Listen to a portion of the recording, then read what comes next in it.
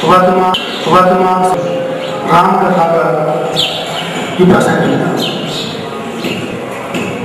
राम कथा की प्रासंगिकता कोई विचार के विषय नहीं है, क्योंकि भगवान राम तो सर्वजनीन है, सर्वलौकिक है और सर्वव्यापी है। लेकिन राम कथा की प्रासंगिकता आज तो रेखांकन करने योग्य हो रही है, किसी कुछ कारण है। वाल्मीकि ऋषि ने नारद जी से पूछा कि भाई कोई ऐसा पात्र बताइए, ऐसा वाला शब्द बताइए जिस पर उल्लेख करके मैं लोगों के सामने आज प्रस्तुत कर सकूं। और नारद जी ने भगवान राम का नाम बताया। अमेरिका तो विश्व का सबसे संपन्न देश है, वहाँ की क्या दशा हो चुकी है, किस प्रकार आचार विहीनता पैदा हो गई है, और वहाँ की सरकार ने महसूस किया है कि किस प्रकार से लोगों में मोरल डेवलप करने पड़ सकता है। इसलिए उन्होंने रामायण को निर्देश किया है। अमेरिका के पाठ पुस्तकों में नैतिकता की बढ़ाने के लिए लागत पड़ी जा रही है। हमारे देश में हम देख रहे हैं, जयपुर में बहुत बड़ी बात है कि पवन कुमारी एक ऐसे व्यक्ति की माँ है जिनके बेटे तीन बेटे जोड़ी हैं, 4 बेटियां अच्छे परिवार में पैदा हुई हैं, ब्याही गई हैं, लेकिन आप पैसे की बहुत से किस प्रकार से बहुए सास को 15 साल तक प्यार कर सकते हैं, ये हमारे को नहीं बात नहीं। जब ये बातें सुनते हैं तो लगता है कि हमें कहीं ना कहीं हम खो रहे हैं, हम भ्रमित हो रहे हैं, दिशा भ्रमित हो रहे हैं। ऐसे में बात याद आती है किसको किधर देखें, किसका स्मरण करें, किसका अनुकरण करें ताकि समाज में बदलाव हो। और अनायास राम कथा याद आ जाती है। जब ये राजीव जी दीक्षित थे, इस बारे में चर्चा की तो राजीव जी ने बड़े हमारे अनुभव को स्वीकार किया और उन्हें इजाजत दी कि राम कथा में राजीव दीक्षित जी जो हैं, मैं बताना चाहूँगा आपके सामने जो व्यक्ति बैठा हुआ है, एक वो शख्सियत है जिसे आज 10 वर्ष IIT की है। जिस व्यक्ति के दिल में देश का जज्बा भरा हुआ हो, जिसके हृदय में पाए दुख के लिए धरती हो, जो व्यक्ति और दुख से दुखी होता हो, निर्मित होता हो, ऐसे व्यक्ति की नौकरियाँ, परिवार बसाना, शादी विवाह करना कोई मायने नहीं रखता। हमारे सामने गांधी आज की गांधी के रूप में होते हैं। IIT करने वाला आपका त्याग है, अपनी कुर्बानी। मैं आगे राजीव जी का यहाँ पर स्वागत करता हूँ, इस्तेमाल करता हूँ, और मैं अब तक आभारी हूँ एक ऐसे व्यक्ति का पूरे कैरियर को दाव बढ़ा है। तो कैरियर पूर्ण होते हैं तो फिर परिवार की बात करते हैं, व्यक्ति की बात करते हैं। ऐसे लोग जो होते हैं वो समाज सुधारक होते हैं, समाज नियामक होते हैं, उनके लिए परिवार होता है। इससे मैं नहीं लूँगा तो मेरे आप बीच में राजीव जी दुनिया मौजूद है, तो मैं बोलने की स्थिति तो नहीं, चूँकि सक्सेस से मैं पता करवाने का चाहता है। अब मैं तो मेरा खाली मकसद इतना सही था जो सक्सेस से मैं आपका परिचय कराऊँ, और सक्सेस जो बोलती है उसमें दम है। दम क्यों होता है? जब व्यक्ति मनसा वादा करना, मन वचन कर्म से ये छूट होता है, उस बात में दम हो जाता है। और बहुत से लोग व्याख्यान देते हैं, सोचते हैं आज छोटे पंडा में देते हैं, सब माताओं बच्चे भी होते हैं कि बदलाव नहीं आता। क्यों नहीं आता? क्यों ये बदलाव हो चाहिए कि जो कहते हैं उसको सब अंगीकार करें तो बात कहने तक होती है। राजीव जी जो कहते हैं वो करते हैं, मन से वचन से कर्म से जीते हैं। इसी की बात मैं सुनता हूँ, हमने बदलाव है। और मैं अपने अच्छी मन के लिए मैं अपनी नुमाइश देता हूँ मैं राजेश शर्मा साहब को, जिन्होंने इस कार्यक्रम का आयोजन किया है और जिनकी उदारता से या दुनिया इस कार्यक्रम को संपर्क कर पा रहे हैं। अब मैं शर्मा साहब को अगला कार्यक्रम को प्रारंभ करें। महानुभावों का नगर आश्रम सेवा समिति की ओर से मैं आज एक अभिनंदन करता हूँ, स्वागत करता हूँ। अतिरिक्त जिला मजिस्ट्रेट श्री हरचंद्र जी भारद्वाज से अभी कोई 3-4 दिन पहले वार्ता हुई। आपने प्रसंग दिया कि आज के आधुनिक परिप्रेक्ष्य में जो इस समाज में व्याप्त होता जा रहा है, हम राम कथा का प्रासंगिक चर्चा करें।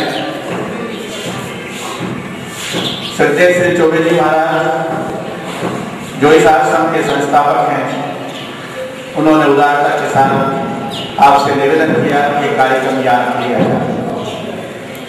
इस कार्यक्रम के शुभारंभ में मैं समिति के उपाध्यक्ष श्री ताराचंद जी से निवेदन करता हूँ वे आए और राजीव जी का माल्यार्पण कर स्वागत करें। श्री ताराचंद जी। समिति के उपाध्यक्ष श्री नंदकिशोर जी पारी आए और माल्यार्पण कर स्वागत करें। संस्थापक सदस्य श्री कल्याण जी चौधरी,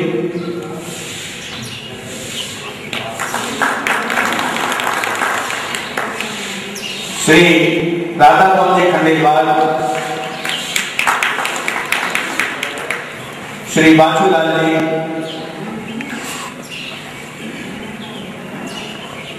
संस्थापक सदस्य श्री ओम जी जोशी,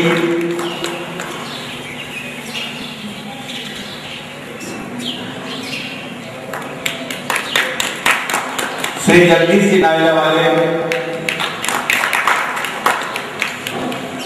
श्री महेश जी माचीवाल,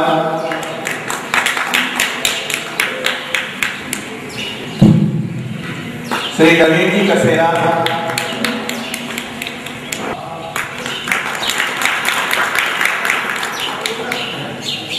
अब मैं हरिशंकर जी भारद्वाज से निवेदन करूंगा कि वे मंदिर परिसर की ओर से श्री राजीव जी का स्वागत करें और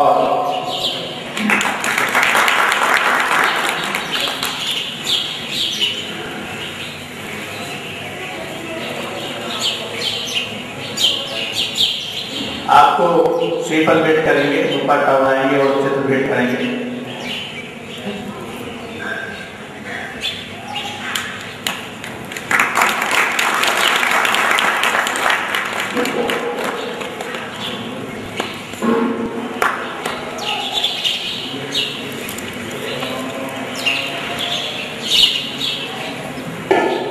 आप बच्चा स्वागत करेंगे।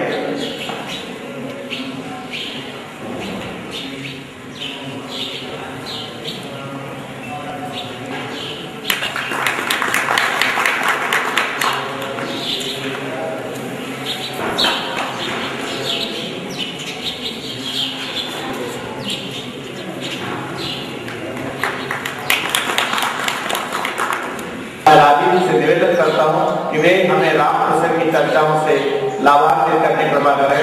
श्री राजीव जी दीक्षित।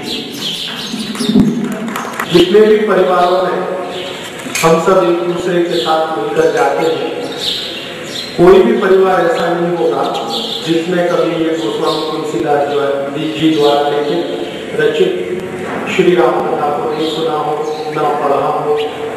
बहुत परिवार इस देश में ऐसे हैं जो करोड़ों की संख्या में हैं कि नियमित रूप से श्री राम कथा का पारायण होता है। मेरे घर में मैंने बचपन से श्री राम कथा को मेरे घर में सुना। मेरी एक दादी माँ हुआ करती थी, वो नियमित रूप से सुबह स्नान आदि करके राम कथा का पाठ करके ही अपना जीवन रोज का शुरू करते थे। तो गोस्वामी तुलसीदास द्वारा जो रचित राम कथा है वो मैंने बार बार सुनी।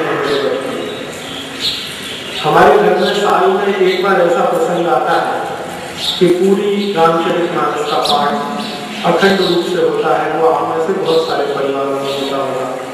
ये कहने का अर्थ यह है कि मैंने बचपन में श्री राम कथा को अपने कानों से बार बार सुना। बाद में मुझे थोड़ी सी जिज्ञासा हुई मेरे विद्यार्थी जीवन में श्री राम जी की कथा को पढ़ने की। तो श्री गोस्वामी तुलसीदास द्वारा रचित जो राम कथा है वो मैंने पढ़ी थी, बाद में सुनी, पहले पढ़ी बाद में मैंने श्री महात्मा गांधी को पढ़ा और उनसे मैं बहुत प्रभावित हुआ। उन्होंने अपने जीवन में सबसे ज्यादा अगर किसी को महत्व दिया तो श्री राम को दिया। वो कहते हैं कि मेरे जीवन का जो सबसे बड़ा लक्ष्य है वो श्री राम की प्राप्ति है। उसमें आजादी आ जाए और भारत स्वतंत्र हो जाए, ये सेकेंडरी है। प्राथमिक दृष्टि उनकी है कि वो मोक्ष जाना चाहते हैं और श्री राम से जुड़ना चाहते हैं। तो उनके अपने जीवन में बार बार वो उदाहरण देते हैं श्री राम के बारे में। और महात्मा गांधी भारत के पहले ऐसे राजनीतिक व्यक्ति हैं जिन्होंने श्री राम के राज्य के बारे में एक नीति की बात कही है, राम राज्य। कई जगह उन्होंने लिखा है कि भारत में आजादी के बाद अगर कुछ होना चाहिए तो राम राज्य होना चाहिए। अंग्रेजों ने बार बार उससे पूछा है कि आप भारत की आजादी क्यों लेना चाहते हैं, तो कहते हैं राम राज्य स्थापित करना है। ये राम राज्य क्या है, ये बहुत बार मेरे मन में आता है। गांधी जी के बहुत सारे पत्रों को पढ़कर, उनकी पुस्तकों को पढ़कर, उनके भाषणों को सुनकर वो बहुत बार इसका जिक्र करते हैं कि भारत में राम राज्य होना चाहिए, राम राज्य होना चाहिए। मेरी जैसे जैसे समझ बढ़ी तो एक दिन मन में ये प्रश्न आ गया कि ये राम राज्य कैसा होना चाहिए, किस राम राज्य की बात गांधी जी कहते हैं, और राम का राज्य कैसा था जिसके बारे में वो बार बार कहते हैं।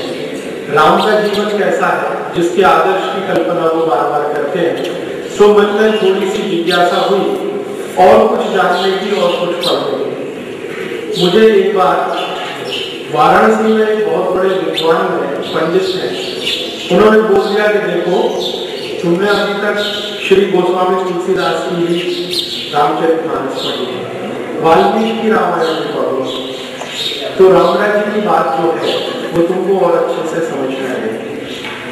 तो अभी वाल्मीकि रामायण तो संस्कृत में है, तो थोड़ा मैंने संस्कृत सीखा, ज्यादा नहीं है, थोड़ा सीखा, उसको समझने के लिए थोड़ा कुछ उसमें से समझ में आया। बाद में मेरे गुरु हैं जो श्री धर्मपाल जी, बहुत बड़े इतिहासकार, उनसे एक बार चर्चा होने लगी कि ये राम राज्य क्या है। तो उन्होंने कहा कि अगर इसको और अच्छे से समझना हो तो दक्षिण भारत में श्री राम जी की जो कहानियां हैं, कथाएं हैं, उनको पढ़ लो। तो मैंने ढूंढना शुरू किया तो दक्षिण भारत में श्री राम कथा पर सबसे प्रामाणिक पुस्तक है कंबन रामायण। जैसे इधर वाल्मीकि रामायण है, वैसे दक्षिण में कंबन रामायण है जो तमिल में लिखी गई है। अब मुझे तमिल नहीं आती है तो मैंने बहुत दिन ढूंढा तो कंबन रामायण का अंग्रेजी संस्करण मुझे मिल गया। वो बहुत पूरा नहीं है, अधूरा सा है, लेकिन फिर भी समझने में मदद करता है। वो मैंने पढ़ लिया। फिर अलग अलग समय पर भगवान राम की कथा में, श्री राम जी की कथा में अलग अलग लोगों ने जो अपनी दृष्टि से देखने की कोशिश की है, उनमें से एक बहुत महान व्यक्ति हुए हैं जो किसी भी मामले में गोस्वामी तुलसीदास जी से कम नहीं है, श्री कालिदास।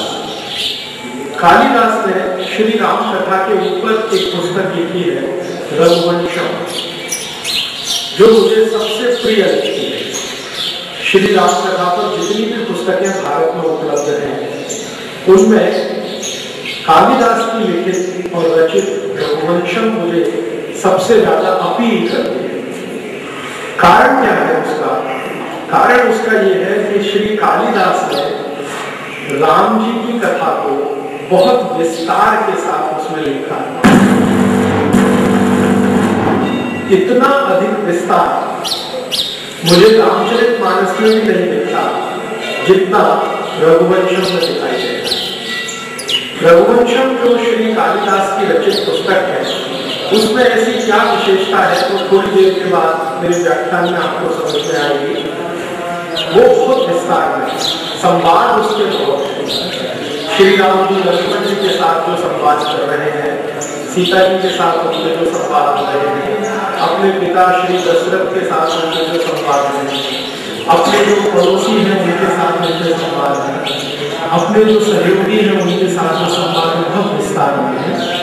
और वो संवाद पढ़ने से श्री राम जी के बारे में और ज्यादा समझ बनती है और उनके राज्य के बारे में बहुत कुछ पता चलता है, जिसको हम राम राज्य की बात करते हैं।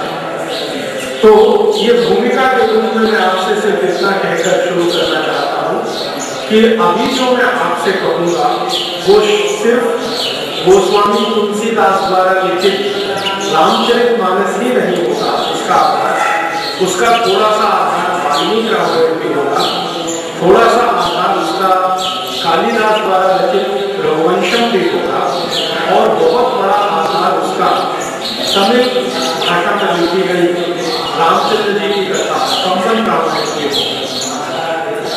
इससे मैं शायद बहुत बेहतर स्थिति में आपसे कुछ कह पाऊंगा और आपको भी शायद इसको सुनकर कुछ अच्छा लगेगा। अच्छा इस दृष्टि से लगेगा कि एक ही तरह की बात हम पढ़ते और सुनते, उसमें से जो खोजने की एक प्रक्रिया होती है, विभिन्न तरह के अलग अलग विचारों के लोगों द्वारा वही बात जब रची और कही जाती है, उसमें से जो खोजने की प्रक्रिया होती है वो थोड़ी सी अलग हो जाती है। उसमें से तथ्य जो है बहुत ज़्यादा दिखाई देने लगता है, जो मेरी अपनी मान्यता है, और हम उससे समझ थोड़ी बेहतर बना पाते हैं। आज जो मैं श्री राम जी की कथा के बारे में आपसे कहूँगा वो भारत की वर्तमान परिस्थिति को ध्यान में रखकर कहूँगा। मैं महात्मा गांधी की इस बात से संपूर्ण रूप से सहमत हूँ कि भारत में राम राज्य होना चाहिए, लेकिन राम राज्य होना चाहिए वो तो ठीक है, हमारी सद्भावना है, समीक्षा है, वो होगा कैसा? अगर हम मान लें कि भारत में राम राज्य होगा तो राम राज्य का बजट कैसा होगा, राम राज्य का डिफेंस एक्सपेंडिचर कैसा होगा, राम राज्य का एडमिनिस्ट्रेशन कैसा होगा, राम राज्य की न्याय पद्धति कैसी होगी, राम राज्य की शिक्षा पद्धति कैसी होगी, राम राज्य की समाज व्यवस्था कैसी होगी, राम राज्य में परिवार व्यवस्था कैसी होगी, राम राज्य में परिवार के सदस्यों के संबंध कैसे होंगे, संस्कृति और परंपरा के बाहर हम कैसे बनेंगे, इन सब बातों को ध्यान में रखकर मैं बात करूंगा। क्योंकि मुझे ऐसा लगता है कि शायद ये जो हिस्सा है श्री राम जी की कथा का, ये हमारे लिए आज की परिस्थिति में ज्यादा प्रासंगिक है। मैं श्री राम कथा को, राम कथा के तत्वों को जो समझ पा रहा हूँ उसमें से कुछ थोड़ा ही हिस्सा आपके सामने रखूंगा, पूरा नहीं रखूंगा। कारण उसका यह है कि पूरा रखने के लिए समय बहुत चाहिए और आज का कार्यक्रम लगभग 2 घंटे में हमें पूरा करना है। कभी दोबारा मौका मिला तो और विस्तार से बात करूंगा। इस पूरे राम कथा को, श्री राम जी की कथा को मैंने अपनी सुविधा से 5 हिस्सों में बांट दिया। उसमें से एक हिस्से की थोड़ी सी चर्चा करूंगा, वो भी पूरी नहीं कर पाऊंगा। 5 हिस्से क्या है? एक तो श्री राम जी का जो जन्म है, उनका जन्म समय और जन्म से थोड़ा पहले का समय, वो एक हिस्सा। दूसरा हिस्सा उनका जन्म होने के बाद उनके परिवार में उनका जो पालन पोषण है और उनको जो संस्कार देने का काम किया जा रहा है, वो हिस्सा। तीसरा, घर के संस्कारों से पूर्ण होकर जब वो गुरुकुल में जाते हैं शिक्षा लेने के लिए, वो हिस्सा। गुरुकुल से लौटकर जब आते हैं और उसके बाद श्री विश्वामित्र के द्वारा उनको वनों में ले जाने का जो अभिक्रम है, अभियान है, वो हिस्सा। फिर बाद में हमारा उनका जो राज्याभिषेक है और राज्याभिषेक के तुरंत बाद उनके वनगमन का हिस्सा, और उसके बाद फिर रावण है, रावण के साथ उनका संग्राम है, संघर्ष है, और वहां से वापस अयोध्या में आने का वो हिस्सा। मैं अभी आज जो आपसे ज्यादा बात करूंगा वो उनका राज्याभिषेक होते होते जो वनगमन हुआ है उस हिस्से में थोड़ी बात करूंगा। कभी दोबारा मौका मिला तो पहले के हिस्सों को भी बात करूंगा। क्यों करूंगा?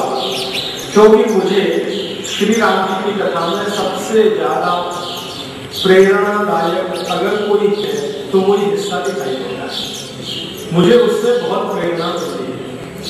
कारण क्या है कि शायद श्री राम जी के जीवन का वही एक हिस्सा है जो उनको मर्यादा पुरुषोत्तम बनाता है।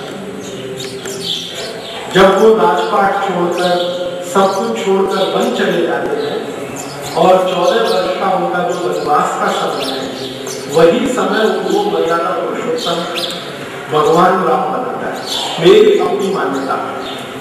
उसके पहले का जो समय है वो तो राजकुमार राम का समय है। एक बड़े राजा के बेटे हैं और वो बड़ा राजा इतना बड़ा है कि जिसका साम्राज्य है, पूरा सिर्फ राज्य नहीं है, साम्राज्य है, बहुत बड़े इलाके में फैला हुआ है। तो ऐसे बड़े राजा श्री दशरथ के बेटे राम जो राजकुमार की तरह से महल में रहते हैं, वो हिस्सा अभी आज के मैं संवाद में नहीं लाऊंगा। कहानी तो हम सबको मालूम है, बहुत छोटी सी है। विस्तार उसका बहुत बड़ा है। श्रीमान दशरथ के 7 बेटे हैं, 3 रानियां हैं, राम है, लक्ष्मण है, भरत है, शत्रुघ्न है, 3 रानियां, कौशल्या, सुमित्रा। इन सभी का अपना जो एक तरह का जीवन है जो महल से संबंधित है, उस पर सभी दोबारा महल से बाहर का जो जीवन है श्री राम का, वो आज, क्योंकि उसमें हमें श्री राम के वो दर्शन होते हैं जो भारत की आज की समस्याओं को समाधान करने में मदद करते हैं। हमारे भारत में बहुत सारे महान लोग हुए हैं जो हमारे इतिहास पुरुष हैं। श्री राम को मैं उन्हीं में मानता हूँ। भारत का इतिहास अगर लिखा जाए हमारी नजरिए से, हमारी दृष्टि से, तो श्री राम उसमें सबसे ऊंचे स्थान में है। शायद भारत का इतिहास अगर मैं कहूँ तो श्री राम की कथा हो सकती है। आज जो इतिहास हमारे देश में लिखा जाता है वो हमारी दृष्टि से नहीं लिखा गया है, वो कुछ अंग्रेजों के लिखे गए इतिहास की नकल है। तो उसमें श्री राम जी की बात करना या कृष्ण की बात करना ये वर्जित सा माना गया है। शायद ये हमारा दुर्भाग्य है या लंबे समय तक गुलाम रहे हैं उसका दुष्परिणाम है कि हम हमारे सबसे बड़े इतिहास पुरुष की चर्चा हमारे पाठ्यक्रमों में नहीं कर सकते हैं। अगर करते हैं तो तकलीफ शुरू हो जाती है। इस देश में कई तरह के विवाद शुरू हो जाते हैं, वो आप सब जानते हैं। लेकिन मैं मानता हूँ कि भारत का इतिहास श्री राम जी के साथ जुड़ा है और वर्तमान अगर ठीक करना है तो उस इतिहास की पूरी समझ हो तो मैं मानता हूँ शायद हम कर पाए। भविष्य कैसा होगा, वर्तमान और दुख ठीक से समझ में आए तो भविष्य अच्छा हो सकता है। इस दृष्टि से भगवान राम की या श्री राम जी की जो कथा में ये वाला अध्याय है कि जब उनको वन गमन करना है, 14 वर्ष का वनवास उनको दिया गया है, उससे ठीक पहले की एक घटना कहकर अब मैं शुरू करता हूँ। घटना तो हम सभी जानते हैं, सिर्फ आपके ध्यान में लाने के लिए रिपीट करता हूँ। हमारे जो दशरथ है, जो श्री राम के पिता हैं, उनकी 3 रानियां हैं। उनमें से केकई के बारे में श्री दशरथ कहते हैं कि वो केकई से बहुत बंधे हुए हैं। ये बंधा हुआ शब्द है, ये कंबन रामायण में है, शायद तुलसीकृत रामायण में हमको ये नहीं मिलेगा।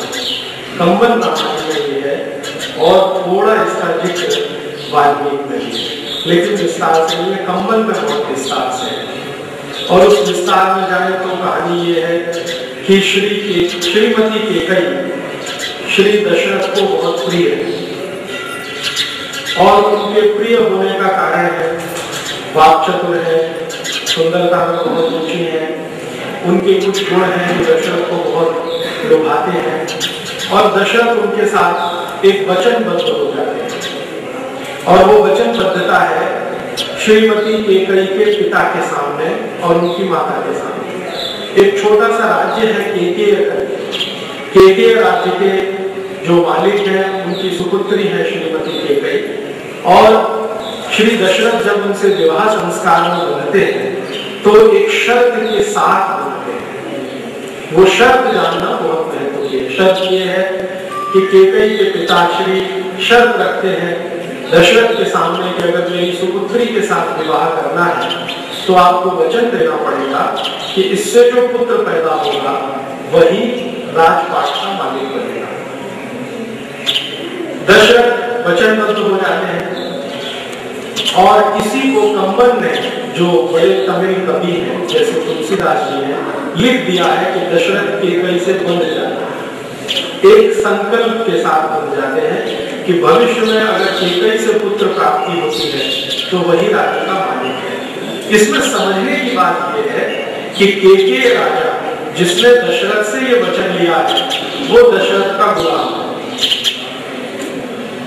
लेकिन वचन लेता है। गुलाम है से मतलब वो पराजित हुआ है और उसके राज्य पर श्री दशरथ का कब्जा हुआ है और वो पराजित होने के बाद दशरथ से वचन लेता है। अब इसमें समझने की बात यह है कि हमारे सामान्य रूप से नियम सिद्धांत ऐसे हैं दुनिया में, खासकर भारत में, कि आपने किसी राज्य पर विजय प्राप्त किया तो उस राज्य की हर चीज पर आपकी विजय हो गई। उस राज्य के हाथी, घोड़े, गधे, मनुष्य, व्यापार, तकनीकी, विज्ञान, अर्थशास्त्र, वहां के बड़े बड़े सामरिक हथियार, वो सब आपके हो गए। लेकिन केके कहता है दशरथ को, ये संवाद के रूप में है संबंध रामायण में, बहुत इंटरेस्टिंग है।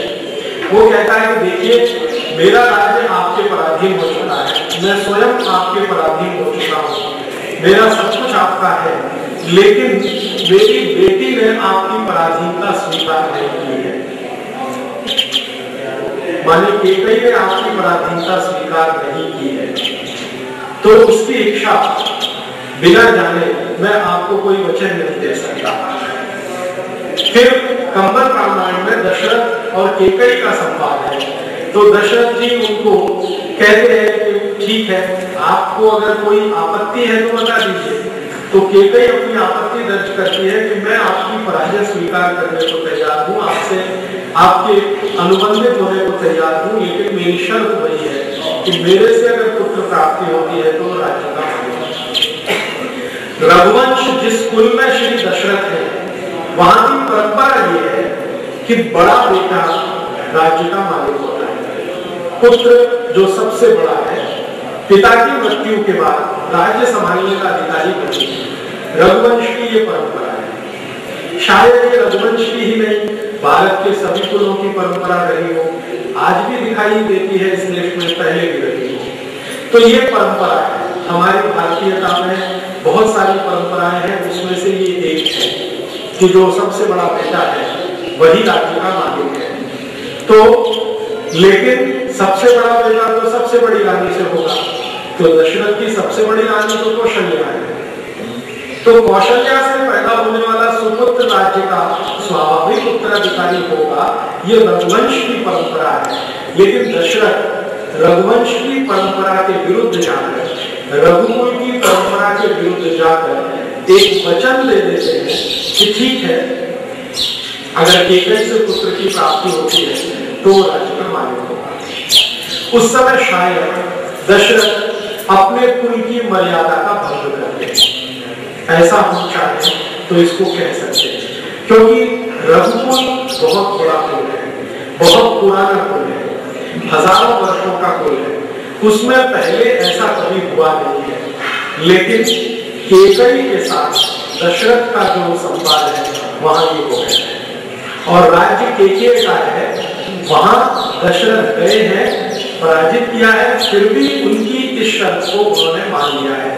तो इसको कंब रामायण में इस तरह से लिखा गया है कि शायद दशरथ केकई से बंध गए हैं, और इतना बंध गए हैं कि अपने कुल की परंपरा के विरुद्ध जाकर वचन करते हैं कि मैं ठीक है, आपके इस बात से सहमत हूं कि आपका पुत्र ही राज्य का मालिक होगा। ये एक घटना है। इस घटना के बाद केकई और श्री दशरथ का विवाह होता है।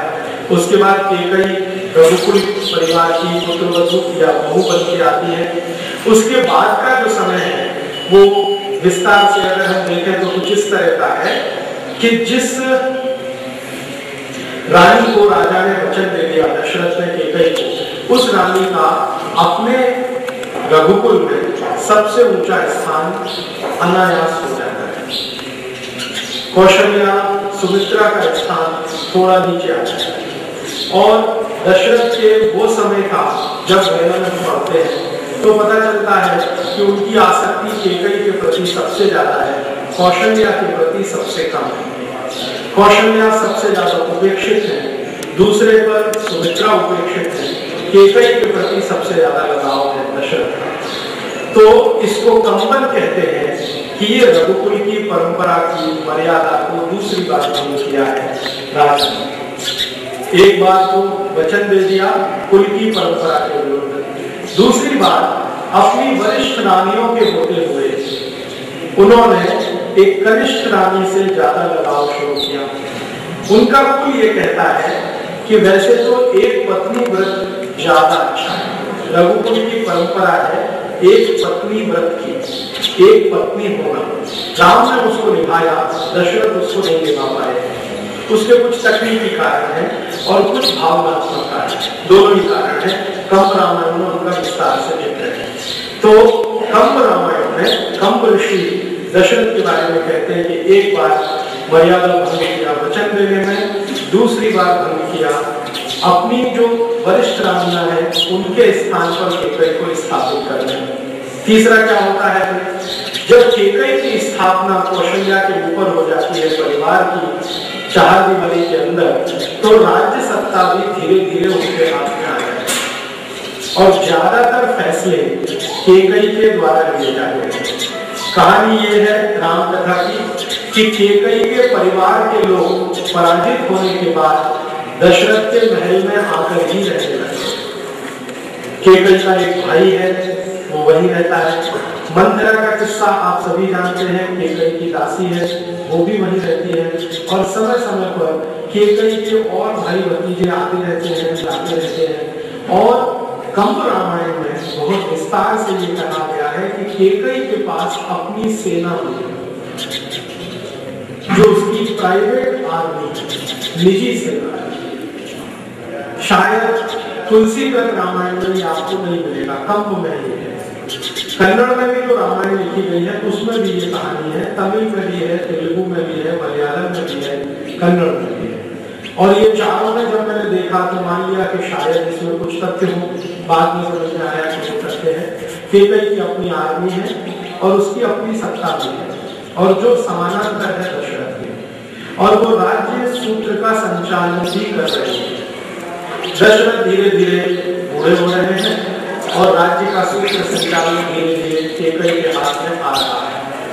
फिर ऐसी परिस्थिति में भगवान राम के वन गमन को समझना बहुत आसान है। बात यह है कि दशरथ के मन की इच्छा है कि राम राजा बने, क्योंकि उनको राम से बहुत प्रेम है, कौशल्या से होता है। ये बहुत विडंबनापूर्ण स्थिति है, कॉन्ट्रडिक्शन है। कौशल्या उनको इतनी पसंद नहीं है, लेकिन राम उनको बहुत पसंद है। राम पसंद है दशरथ को, उसका कारण वो बताते हैं कि इसमें ऐसे गुण हैं जो किसी राजा में होने चाहिए। एक बार दशरथ का उनके महामंत्री के साथ संवाद होता है, तो उनका महामंत्री पूछता है आदर्श राजा कैसा होना चाहिए, तो दशरथ उसके 18 गुणों का बखान करते हैं कि ये गुण अगर किसी में है तो वो राजा होने के लायक है, आदर्श राजा होने के लायक है। गुण क्या है? सबसे बड़ा गुण है कि वो ईश्वर को मान्यता देने वाला होना चाहिए। सबसे पहले भगवान में जिसका आस्था विश्वास होना चाहिए, अर्थात दूसरे शब्दों में कहें तो वो नास्तिक नहीं होना चाहिए। माने आदर्श राजा की पहली उनकी वो परख कि वो नास्तिक नहीं होना चाहिए। दूसरी, वो कभी भी अपने राज्य को अपने से ऊपर नहीं माने, ऐसा होना चाहिए। माने व्यक्ति से बड़ा राज्य, राज्य से बड़ा देश, इस तरह की मान्यता आपका होना चाहिए। वो राज्य से बड़ा ना हो जाए और देश से बड़ा ना हो जाए। तीसरा, कभी भी व्यसन ना करे किसी भी तरह का, वो शराब का हो, मांसाहार हो, सिगरेट हो, कुछ भी किसी भी तरह का व्यसन ना हो। चौथा, अपने ऊपर स्वाभिमान बहुत हो लेकिन आत्माभिमान ना हो। स्वाभिमान होना बहुत आवश्यक है, आत्माभिमान ना हो, माने घमंडी ना हो लेकिन सेल्फ कॉन्फिडेंस से भरा हुआ हो। फिर उसका एक गुण कि वो बहुत वीर हो, गंभीर से गंभीर संकट में घबराए नहीं। फिर उसकी लोकप्रियता इतनी अधिक हो कि राज्य के सभी लोग रोज अपनी प्रार्थना में उसके लिए प्रार्थना करते। राजा के लिए, राजा सफल हो, राजा दीर्घायु हो, राजा हमारा समस्या का समाधान करने लायक बने, इस तरह की प्रार्थना हर दिन सामान्य लोग अपने राजा के लिए करें, ऐसा राजा हो। फिर उसके पास नीर क्षीर विवेक हो, सही और गलत को पहचानने की ताकत हो, दुष्टों को दंड दे सके और अच्छे लोगों को समाज में सम्मान के साथ स्थापित कर सके, ऐसा हो, न्याय प्रिय हो। ऐसे ऐसे उन्होंने 18 गुण बताए। तो महामंत्री जब दशरथ को कहते हैं तो दशरथ कहते हैं देखो मेरा ये जो लड़का राम है इसमें ये सभी गुण मुझे दिखाई देते हैं और ये गुण की पहचान उनको भगवान राम के 14-15 साल के जीवन में ही हो गए। वो एक हमारे देश में कहावत है ना, ऊंट के पांव पालने में दिखाई दे जाते हैं। तो शायद श्री राम का बचपन से जो वो देख रहे हैं बड़ा होना, उसमें उनको दिखता है कि इसमें ये सारे गुण हैं। और वो कहते हैं, दशरथ कहते हैं कि मैं मेरे चारों बेटों को जब बड़ा होता हुआ देखा तो पिता के मेरे राज्य का सबसे अच्छा सफल उत्तराधिकारी होगा, ऐसा मेरा विश्वास है। क्योंकि इसमें ये सारे के सारे गुण हैं। एक जगह तो वो अपने महामंत्री से यहाँ तक कहते हैं कि मेरे अंदर बहुत सारे जो दुर्गुण हैं वो इसमें नहीं, मेरे अंदर बहुत सारे जो दुर्गुण हैं वो इसमें नहीं है। और कंबन रामायण में श्री दशरथ ने अपने दुर्गुणों के बारे में ईमानदारी से कहा है। एक उन्होंने कहा है कि मैं थोड़ा प्रमादी हूँ, ये भी कहा है कि थोड़ा आलसी भी हूँ, और ये भी कहा है कि थोड़ा ज्यादा भावनात्मक हूँ। व्यवस्था में भावनात्मक होना बहुत अच्छा नहीं होता, फिर भी हूँ। तो ऐसे ऐसे बहुत सारी बातें वो बताते हैं। और वो कहते हैं कि ये जो राम है मेरा सबसे बड़ा पुत्र, ये इन दुर्गुणों से मुक्त है। और एक आदर्श राजा में जितने गुण होने चाहिए वो सब इसमें है। इसलिए मेरी इच्छा तो है कि मैं इसको मेरे स्थान पर अयोध्या का राजा बनाऊं। ये तो है एक बात। दूसरी तरफ केकई को दिया हुआ वचन है और राजा केकयो को दिया हुआ वचन है। भले वो पराजित राजा है लेकिन उसको दिया हुआ वचन है। अब दशरथ जी क्या कहते हैं, वो ये कहते हैं कि मैंने वो वचन दिया है, ये एक तरफ है, लेकिन मेरा हृदय कहता है कि राम सबसे आदर्श होगा, ये एक तरफ है। तो ये द्वंद्व उनके मन में बहुत दिन चलता है। लगभग कंबन रामायण में इसका समय भी है, 4 साल तक दशरथ इसी द्वंद्व से परेशान है। केकई को दिया वचन, भरत राजा बने क्योंकि वो केकई का पुत्र है। अपने हृदय की बात तो राम राजा बने क्योंकि उसमें वो सारे गुण हैं जो एक आदर्श राजा में होने चाहिए। 4 साल तक वो इससे परेशान होते हैं और उनकी सारी परेशानी और पूरी मनोदशा कंब रामायण में विस्तार से है। कितने खींचते हैं, कितना गुस्सा करते हैं और कितना राज्य के अधिकारियों के ऊपर बिना किसी कारण बरस पड़ते हैं, क्योंकि मन में ये द्वंद्व चलते हैं। और इस द्वंद्व का समय राजा दशरथ खुद कहते हैं कि उनके राज्य जीवन का सबसे खराब समय है ये 4 साल का, जिसमें वो ये तय नहीं कर पा रहे हैं कि वचन के साथ जाऊं या हृदय कहता है उसकी बात सुनो। वो अगर हम कहें तो हृदय और बुद्धि या माइंड और आत्मा और उसका संघर्ष उनके साथ चल रहा है।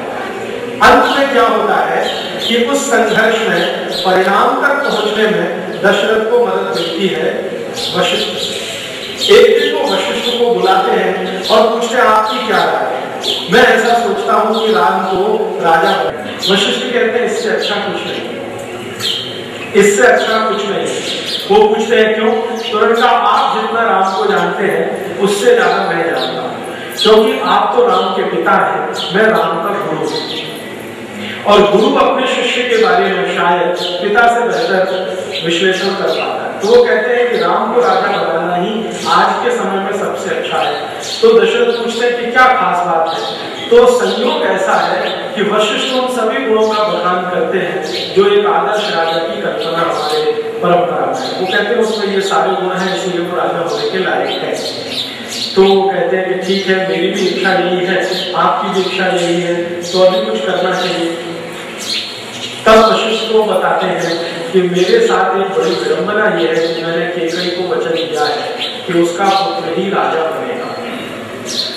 तो अब आप मुझे इस द्वंद्व से बाहर निकालिए। तो गुरु वशिष्ठ उनको समझाते हैं कि अगर आपने ऐसा कोई वचन दिया है तो ये रघुकुल की परंपरा के विपरीत है और आपने मर्यादा भंग किया है। तो वो मानते हैं कि हमने किया। तो वो कहते हैं कि ठीक है, आप उसका समाधान कुछ कर सकते हैं, हाँ कर सकते हैं, तो पूरे दरबार में कह दीजिए इस बात को स्पष्टता से।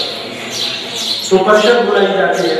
संयोग से जिस समय ये परिषद बुलाई जाती है उस समय भरत और शत्रुघ्न दोनों राज्य में नहीं है, वो अपने ननिहाल में।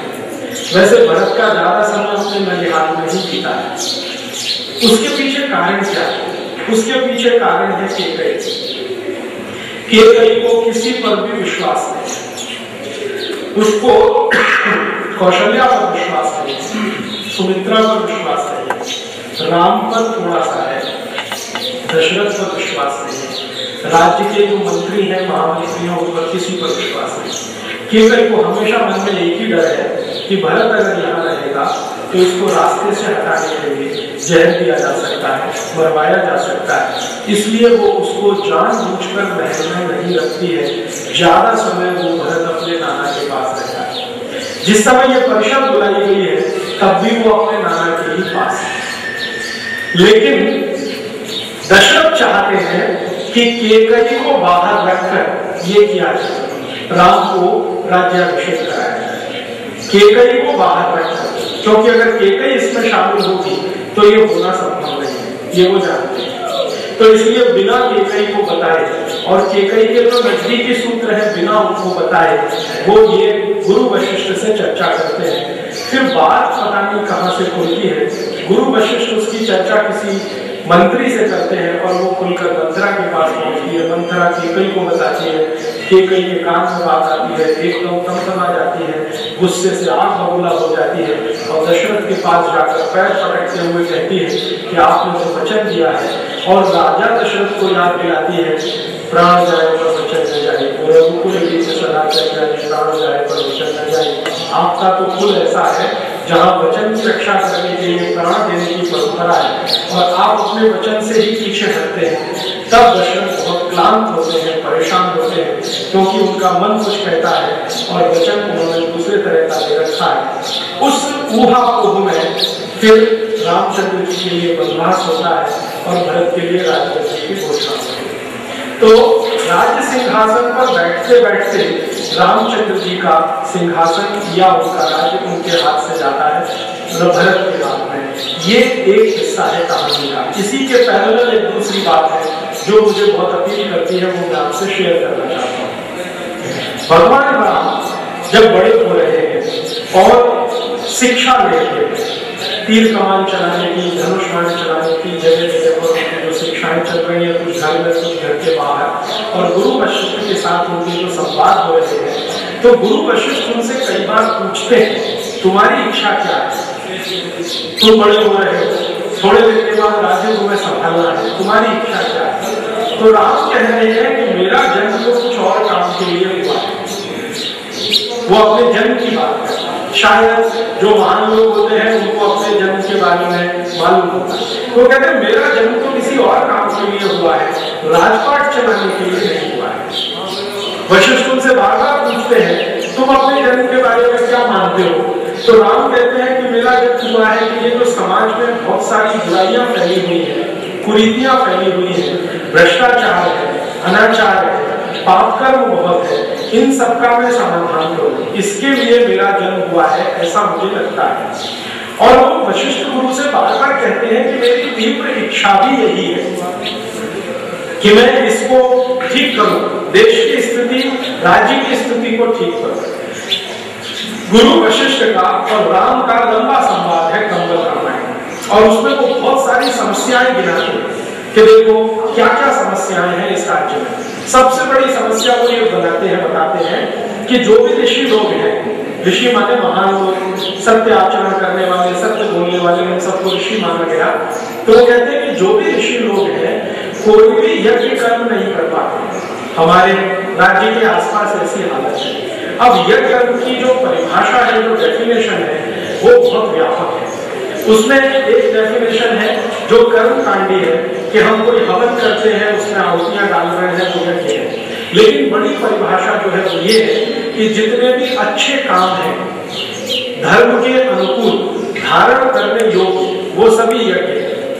तो रामचंद्र जी की चिंता सबसे ज्यादा ये है कि मेरे राज्य के आसपास जितने भी ऋषि हैं वो यज्ञ कर्म नहीं कर पाते, अच्छे काम नहीं कर पाते। कारण क्या है? उनमें बहुत सारी बाधाएं हैं। बहुत सारी बाधाएं कौन है? दुष्ट प्रकृति के लोग, जिनको एक शब्द से निरूपित कर दिया गया राक्षस। राक्षस माने दुष्ट प्रकृति के लोग, खराब काम करने को प्रोत्साहन देने वाले लोग, ज्यादा से ज्यादा समाज के विरुद्ध काम करने वाले लोग, धर्म के विरुद्ध आचरण करने वाले लोग आदि। तो ये कह रहे हैं कि ये जो दुष्ट प्रकृति के लोग यज्ञ कर्म नहीं करने देते हैं, इनको समाप्त करना मेरे दिल में सबसे ज्यादा प्राथमिकता वाला लगता है। और राम एक बहुत सुंदर वाक्य कहते हैं, तमिल में है वो सेंटेंस। वो अपने गुरु वशिष्ठ को कह रहे हैं कि हर समय मेरे दिल में आग सुलगती रहती है। ये तो आपकी दी गई शिक्षा है जो मैं अपने ऊपर नियंत्रण करके बैठा हुआ हूं, लेकिन दिल में आग सुलगती रहती है। ये वशिष्ठ को वो कहते हैं। और बहुत ईमानदारी से कहते हैं कि आपने अगर मुझे आग की नियंत्रण करना नहीं सिखाया होता तो मेरे अंदर की जो आग है इसी में मैं जल गया होता। तो उनके दिल में आग लगी हुई है। समाज के अंदर जो बुराइयां फैली हुई हैं, कुरीतियां फैली हुई हैं, जो दुष्टता है, जो पापाचार है, अनाचार है, उसको समाप्त करना ये राम की स्वाभाविक इच्छा है। और ये बार बार वो वशिष्ठ से कह चुके हैं, एक बार नहीं बार बार कह चुके हैं। इधर उनके राज्याभिषेक की तैयारी है जिसमें केकई का अड़ंगा है। तो जैसे ही केकई का अड़ंगा लगता है और भरत को राजगद्दी मिले, राम को वनवास मिले, जब केकई अपनी इच्छा व्यक्त करती है राजा को और दशरथ उसको दुखी मन से, क्लांत मन से स्वीकार करते हैं, तो सबसे ज्यादा राम खुश होते हैं। सबसे ज्यादा खुशी उनको है और सबसे ज्यादा गुस्सा उनके छोटे भाई लक्ष्मण को है। और लक्ष्मण इतने गुस्से वाले हैं जिसका वर्णन गोस्वामी तुलसीदास भी कर चुके हैं, वाल्मीकि में भी है, कंब रामायण में भी है। तीनों में एक जैसा वर्णन है, भयंकर गुस्सा है। और गुस्सा है वो तो ठीक ही है, गुस्सा राम को भी आता है, लेकिन राम और लक्ष्मण के गुस्से में जो अंतर बताया है वो ये कि राम आत्मनियंत्रण कर सकते हैं, गुस्से को पी सकते हैं। लक्ष्मण में ये कैपेसिटी नहीं है, काबिलियत नहीं है, वो अपने गुस्से को व्यक्त करते हैं। और उनका गुस्सा व्यक्त होता है जब वो ये पता कराते हैं कि इसके पीछे मूल कारण कौन है, किसने ये राम के रास्ते में अड़ंगा लगाया राजा बनने से। तो पता चला मंथरा है, तो मंथरा को लिटरली मारते, सीधे पीटते और इतने बुरी तरह से पीटते हैं कि वो मरने की स्थिति में है। तब राम कहते हैं कि तुमको रघुकुल की मर्यादा का जरा भी ख्याल नहीं है। हमारे वंश में, हमारे कुल में स्त्रियों पर हाथ नहीं उठाया जाता, कितनी ही खराब क्यों न हो। दशरथ कहते हैं ये बहुत उल्टा है, ऐसी है वैसी है। तो उनका ठीक है, वो खराब से खराब हो, जहर देके हमें मारने का भी प्रयत्न करे, फिर भी तुमको तुम्हारी मर्यादा का ख्याल नहीं है, ऐसा गुस्सा अच्छा नहीं होता, तुमको तुम्हारे गुस्से पर नियंत्रण रखना आना चाहिए। तो ये घटना बताती है कि आग तो दोनों में है, लेकिन एक में बांध रखा है और एक में बांधने का गुण नहीं सीख पाया। अभी ये घटना हमारे रामचंद्र जी के चरित्र के बारे में बहुत सारे खुलासे करते हैं। पहला, उनकी स्वाभाविक इच्छा है राजा नहीं बनने की, वन जाकर ऋषियों को मदद करने की। राजा की इच्छा माने दशरथ की इच्छा है उनको राजा बनाने की। श्री राम की माता की कौशल्या की तो दशरथ से भी ज्यादा तीव्र इच्छा है उनको राजा बनाने की, क्योंकि श्रीमती कौशल्या का बार बार अपमान हुआ है केकई के साथ, बार बार। और उस अपमान का कहीं कोई प्रतिकार हो सकता है, ये कौशल्या बार बार एक ही बात में कहती हैं कि जब मेरा बेटा राजा बनेगा तभी मेरे सारे अपमान का प्रतिकार होगा। तो उनको उस दिन की प्रतीक्षा है रामचंद्र जी के जन्म से लेकर जब मेरा बेटा राजा बनेगा और मैं मेरे सारे प्रतिकार पूरे कर पाऊंगा। तो उनकी तो दशरथ से भी ज्यादा तीव्र इच्छा है अपने सम्मान को वापस लाने के लिए। शायद उनको रामचंद्र जी का राजा बनना ही एक रास्ता दिखाई देता है। कौशल्या की भी इच्छुक है, सुमित्रा की भी इच्छा है कि राम राजा बने, सारे मंत्री चाहते हैं कि राम राजा बने, महामंत्री चाहते हैं कि राम राजा बने, सबसे ज्यादा प्रजा चाहती है कि राम राजा बने। कारण क्या है? वो राम के जो 18 गुण हैं जो हर एक राजा में होने चाहिए, उनमें से एक गुण उनका सबसे अद्भुत है। वो कंब रामायण में बहुत विस्तार से लिखा गया है कि किसी भी राजा को सुबह सबसे पहले ब्रह्म मुहूर्त में उठकर अपने ईश्वर की उपासना, भगवान की पूजा करके सबसे पहला काम जो करना चाहिए वो अपनी प्रजा से मिलना, अपने लोगों से मिलना सबसे आवश्यक कर्म बताया गया है राजा की, और उसका समय तय किया हुआ है।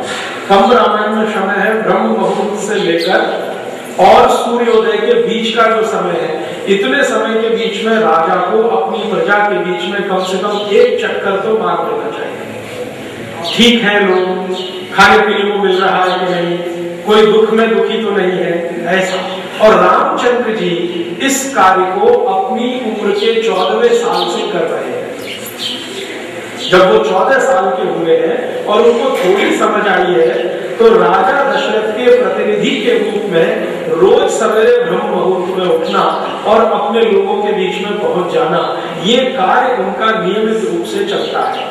ये कार्य सिर्फ उन्हीं दिनों में बाधित होता है जब वो अयोध्या के बाहर होते किसी कारण से, जैसे कभी किसी ऋषि ने बुला लिया या अपने किसी दूसरे परिचित संबंधी के यहाँ चले गए, उन्हीं दिनों को छोड़कर बाकी सभी दिनों में उनका ये कार्य नियमित रूप से चलता है। तो जनता के बीच में सबसे ज्यादा लोकप्रिय वही है श्री राम। और दशरथ जी को बिना बताए, उनके कान तक बात ना पहुंचे, बहुत सारी समस्याओं का समाधान करते हैं, न्याय देते हैं, झगड़ों का निपटारा करते हैं। लोग दुखी हैं अगर किसी रोग से, तो उन रोगों का क्या उपाय हो सकता है, इलाज हो सकता है, वो उनको बताते हैं। ये सब वो करते हैं नियमित रूप से। और इस कार्य के बारे में सबसे ज्यादा लोग उन्हें पसंद करते हैं कि ये हमारा तो स्वाभाविक उत्तराधिकारी है। तो जब राम के राज्याभिषेक की बात है, तो जनता तो सबसे ज्यादा चाहती है कि वही राजा बने। पिता उनके चाहते हैं, माता उनकी चाहती है, दरबारी चाहते हैं, मंत्रिमंडल चाहता है, उनकी डिफेंस सर्विसेज चाहती है, सेना सब चाहते हैं कि राजा बने। राम नहीं चाहते हैं कि मैं राजा। उनकी धर्मपत्नी श्रीमती सीता जी भी चाहती है कि ये राजा, क्योंकि उनका एक दूसरा ओपिनियन है। वो ये कहती है कि अगर आप राजा बनते हैं तो मुझे आपकी अर्धांगिनी होकर बहुत सारे काम करने का जो मौका मिलेगा, वो मेरे लिए ज्यादा बड़ा है। और आप जानते हैं कि इस कार्य के लिए सीता ने मातृत्व सुख से अपने को वंचित किया है, वरना स्वाभाविक रूप से कोई भी महिला का सबसे बड़ा सुख जो है मातृत्व सुख माना जाता है, लेकिन सीता ने अपने को इससे वंचित किया और राम को वंचित कराया है। वो ये कहते हैं कि ये मातृत्व का सुख और पितृत्व का सुख तो हम बाद में भी ले सकते हैं, लेकिन अभी राज्य की जो समस्याएं हैं गंभीर है, इनका समाधान पहले होना चाहिए। तो वो इंतजार कर रही है कि राम राजा बने, तो उनकी अर्धांगिनी के रूप में कुछ राज के काम करने का उनको भी मौका मिले। तो वो भी चाहती है कि ये राजा बने, राम नहीं चाहते कि वो राजा बने। तो यहाँ पर राम जी की जो इच्छा है वही पूरी होती है और बाकी सबकी इच्छाएं अधूरी रहती हैं। और वो खुद कहते हैं कि अगर भरत का राज्याभिषेक होता है और मुझे वन गमन मिलता है, तो ये मेरी इच्छा के अनुकूल है, इसलिए मैं सहर्ष वन जाने के लिए तैयार हूँ। और इसके वर्णन बहुत विस्तार से गोस्वामी जी ने किए हैं, सभी बहुत सारे लोगों ने किए हैं कि जब वो वन गमन के लिए तैयारी कर रहे हैं तो सबसे ज्यादा शांत है, सबसे ज्यादा निश्चल है, बिना किसी परेशानी के हैं, बहुत खुशी के साथ वन जाने को तैयार है। बाकी सब दुखी हैं उनकी इस घोषणा से कि मैं वन जाऊंगा अपने पिता की इच्छा की पूर्ति के लिए, वचन पूर्ति के लिए, तो सब दुखी हैं, राम खुश होते हैं। तो बहुत शांत भाव से जब वन गमन की तैयारी होती है, तो अंत में सीता कहती है कि मैं भी चलती हूँ। तो समझाते हैं कि तुमको तो यहाँ रह के बहुत सारे काम करने हैं। नहीं, मैं वहीं जाकर कुछ काम करती हूँ, शायद हमारे लिए अब यही अभीष्ट है, तो ऐसा कहते हैं। फिर लक्ष्मण कहते हैं कि आपके बिना तो मैं यहाँ रह नहीं सकता, इसलिए मैं भी चलता हूँ। तो भाई का प्रेम और कर्तव्य भाव दोनों से लक्ष्मण भी जाते हैं, सीता भी जाती है और राम भी जाते हैं। यहाँ से उनके मर्यादा पुरुषोत्तम होने की कहानी शुरू हो गई। अब जब वो उनका वन गमन है, ये अद्भुत है, ये भारत की परंपरा में और पूरे इतिहास में मैं मानता हूँ ऐसा दूसरा कोई प्रसंग नहीं मिलता है इसके मुकाबले जिसको रखा जाता है। 14 वर्ष का उनका जो वनवास का समय है, उसमें जो सबसे बड़ा काम है उनका, वो अपने देश को बांधने का है धर्म के अनुकूल।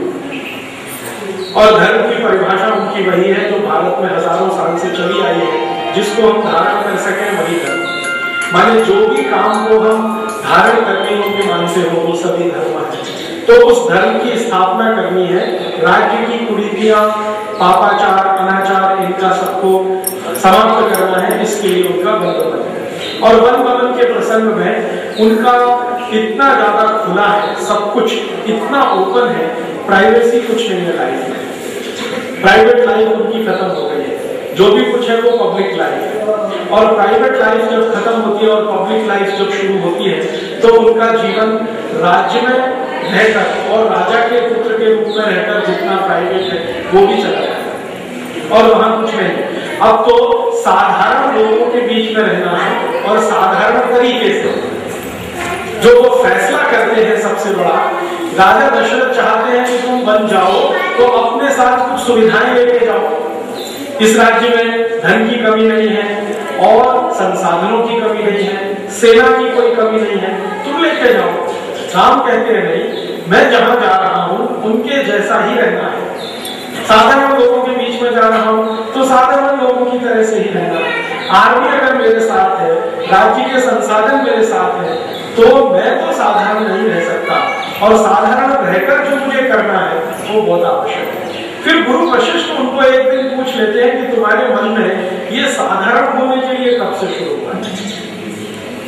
तुम तो राजा के बेटे हो, राजा जैसा व्यवहार। तब वो वशिष्ठ को कहते हैं कि देखो, अगर मैं राजा का बेटा राजकुमार होकर वन गमन करता हूँ, मेरे साथ सेना लेके जाता हूँ, नौकर चाकर लेकर जाता हूँ, देवदासियां लेकर जाता हूँ और ये सारी बुराइयों को दूर करता हूँ, तो इसमें कुछ भी आदर्श नहीं है।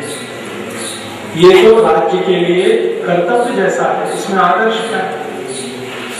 मुझे आदर्श बनाना है तो वो तभी है कि जब मैं साधारण लोगों के बीच में साधारण तरीके से रहते हुए इन समस्याओं का समाधान करूं। आदर्श तो तब स्थापित होगा। तो वशिष्ठ कहते हैं कि तुमको ये आदर्श की क्या चिंता है, क्यों तुम प्रस्तुत करते हो बार बार आदर्श बनाना, आदर्श बनाना? तो उनका ये जो साधारण लोग होते हैं इनको हमेशा आदर्श ही दिखता है, हमको नहीं दिखता है, इनको हमेशा आदर्श ही दिखता है। ये अपने जीवन में हमेशा आदर्श को देखकर ही प्रेरित होते हैं। वो हमारे यहाँ एक संस्कृत सूत्र है, महाजना ये गता से पंथा। जिस रास्ते बड़े लोग चलते हैं उस रास्ते साधारण लोग चलने की कोशिश करते हैं। राम जी को यह मालूम है कि ये समाज के साधारण लोग हमेशा आदर्श से प्रेरित होते हैं और अगर मैं आदर्श प्रस्तुत करूं इनके बीच में रहकर तो शायद ये जल्दी मेरी बात मानेंगे, मेरे साथ आएंगे, अपने जीवन को ठीक करेंगे और दूसरे रास्ते ठीक करते चले जाएंगे। अगर मैं राजा के रूप में आऊंगा तो ये मेरे गुलाम नौकर चाकर बनकर मेरे आदेश का तो पालन करेंगे, प्रेरणा इनको नहीं आएगी। ये बहुत बहुत गंभीर और गहरी बात है। वो ये कहते हैं मुझे इनको प्रेरित करना, किस बात के लिए कि आज तो राम है जो आपकी समस्याओं का समाधान करता है, कल राम नहीं रहेगा तो कौन करेगा? तुम तुम्हारी समस्याओं का समाधान करने लायक बनो, ये प्रेरणा मुझे देनी है। इसके लिए मुझे इनके जैसा बनना पड़ेगा। मैं अगर राजा के रूप में इनके बीच में आकर रहता हूं और राक्षसों, रामचंद्र जी का यही पक्ष सबसे ज्यादा अपने जीवन में उतारा है। गांधी जी जो हर समय राम राम राम राम राम राम राम राम कहते हैं और कई बार गांधी जी को मजाक करते हुए अंग्रेज कहते हैं कि ये क्या राम राम राम राम आपने लगा रखी है, तो गांधी जी उसका जवाब देते हैं और बहुत अच्छा जवाब देते हैं। माउंटबेटन को जवाब दिया है, अंग्रेजों के कई अधिकारियों को जवाब दिया। वो कहते हैं कि ये राम राम राम राम मैं ऐसे ही नहीं करता हूँ, रामचंद्र जी के कुछ गुण मुझ में आ जाए उसकी कोशिश करता हूँ। तो एक बार माउंटबेटन उनको पूछ रहा है कि आपने कितने गुण ले लिए रामचंद्र जी से? उन्होंने कहा एक ही ले पाया कि लोगों को उनकी समस्याओं के समाधान के लिए प्रेरित करना, ये इनका गुण है, ये एक ही मुझ में आता है। और गांधी जी भी क्या कहते हैं, वो यही कहते हैं लोगों से कि देखो आजादी तुम्हें लानी है, तुम काम करो, तुम खड़े हो, अंग्रेजी की लाठी खाओ, गोली खाओ, गाली खाओ, अपमान करो, तुम खड़े हो जाओ। मैं सत्याग्रह करूंगा लेकिन तुम भी करो। तो राम का ये जो गुण है, शायद मैं मानता हूं ये भारतीयता का सबसे बड़ा गुण है। भारतीयता का यही गुण हमको कृष्ण में भी दिखाई देता है। कभी दोबारा कृष्ण कथा पर बात करूंगा तो विस्तार में, लेकिन संकेत करता हूं आज आपसे कृष्ण के जीवन की जो सबसे बड़ी बात मुझे समझ में आती है, बहुत अपील करती है, वो ये, उन्होंने अपने हाथ से कुछ नहीं किया, दूसरों से कराया। अपने हाथ से तो बस एक ही काम किया, जरासंध का वध किया, और वो भी किसी संकल्प में बंधे होने के कारण किया। शायद वो भी नहीं करते, कोई और संकल्प नहीं होता। कुछ भी अपने हाथ से नहीं किया। अर्जुन से कराया, युधिष्ठिर से कराया, पांडवों से कराया, द्रौपदी से कराया, कौरवों से कराया, जिससे जो बन पड़ा वो करवाया, प्रेरित किया करवाया, प्रेरित किया करवाया। केमिस्ट्री में हम उसको कैटलिस्ट कहते हैं। सारी भूमिका उनकी कैटलिस्ट की है कृष्ण की। ये राम में से आई भाषा है। राम ने ये स्थापित किया है एक गुण कि आप लोगों की समस्याओं का समाधान कर देंगे, जब तक आप हैं तब तक ठीक है, जब आप चलेंगे तब समस्याएं फिर आने वाली है, और ये फिर किसी दूसरे का इंतजार करेंगे, और इतने साल इंतजार के बाद फिर कोई मिलेगा, तब तक ये उसी दुख में पड़े रहेंगे, नरक में पड़े रहेंगे। तो इनको सक्षम बनाना है अपनी समस्याओं के समाधान से। ये कहकर जब वो जाते हैं तो वशिष्ठ कन्विंस हो जाते हैं कि तब तुमको सेना की जरूरत नहीं है, संसाधनों की जरूरत नहीं है, तुमको किसी चीज की जरूरत नहीं है, तुम जाओ। फिर आशीर्वाद उनको मिलता है। इसमें इस जो सीख है उनकी, ये जो गुण है, ये जो उनका स्वभाव बना है राम का, इसमें बहुत बड़ी भूमिका विश्वामित्र की। वशिष्ठ की तो भूमिका है ही, क्योंकि वशिष्ठ तो उनके राज्य के गुरु जैसे हैं। विश्वामित्र ने विद्या सिखाई है राम को। ये जो बाण की विद्या है, धनुष चलाने की विद्या है, तो विश्वामित्र की सिखाई गई है। और विश्वामित्र राम को एक बहुत बड़ी सीख देते हैं जो उनके जीवन पर काम आती है। वो ये कहते हैं, देखो, शास्त्रों की विद्या जितनी आवश्यक है, शास्त्रों की विद्या भी उतनी ही आवश्यक है। तुमने शास्त्रों की विद्या बहुत मिल रखी है, वशिष्ठ ने तुमको सब तरह से पढ़ा दिया है। वेदों का अध्ययन तुम कर चुके हो, उपनिषद तुम्हें मालूम है, वेदों का मर्म तुम जानते हो, उपनिषद तुम्हें कंठस्थ है, वगैरह वगैरह, ये सब वो वशिष्ठ से सीख लिया।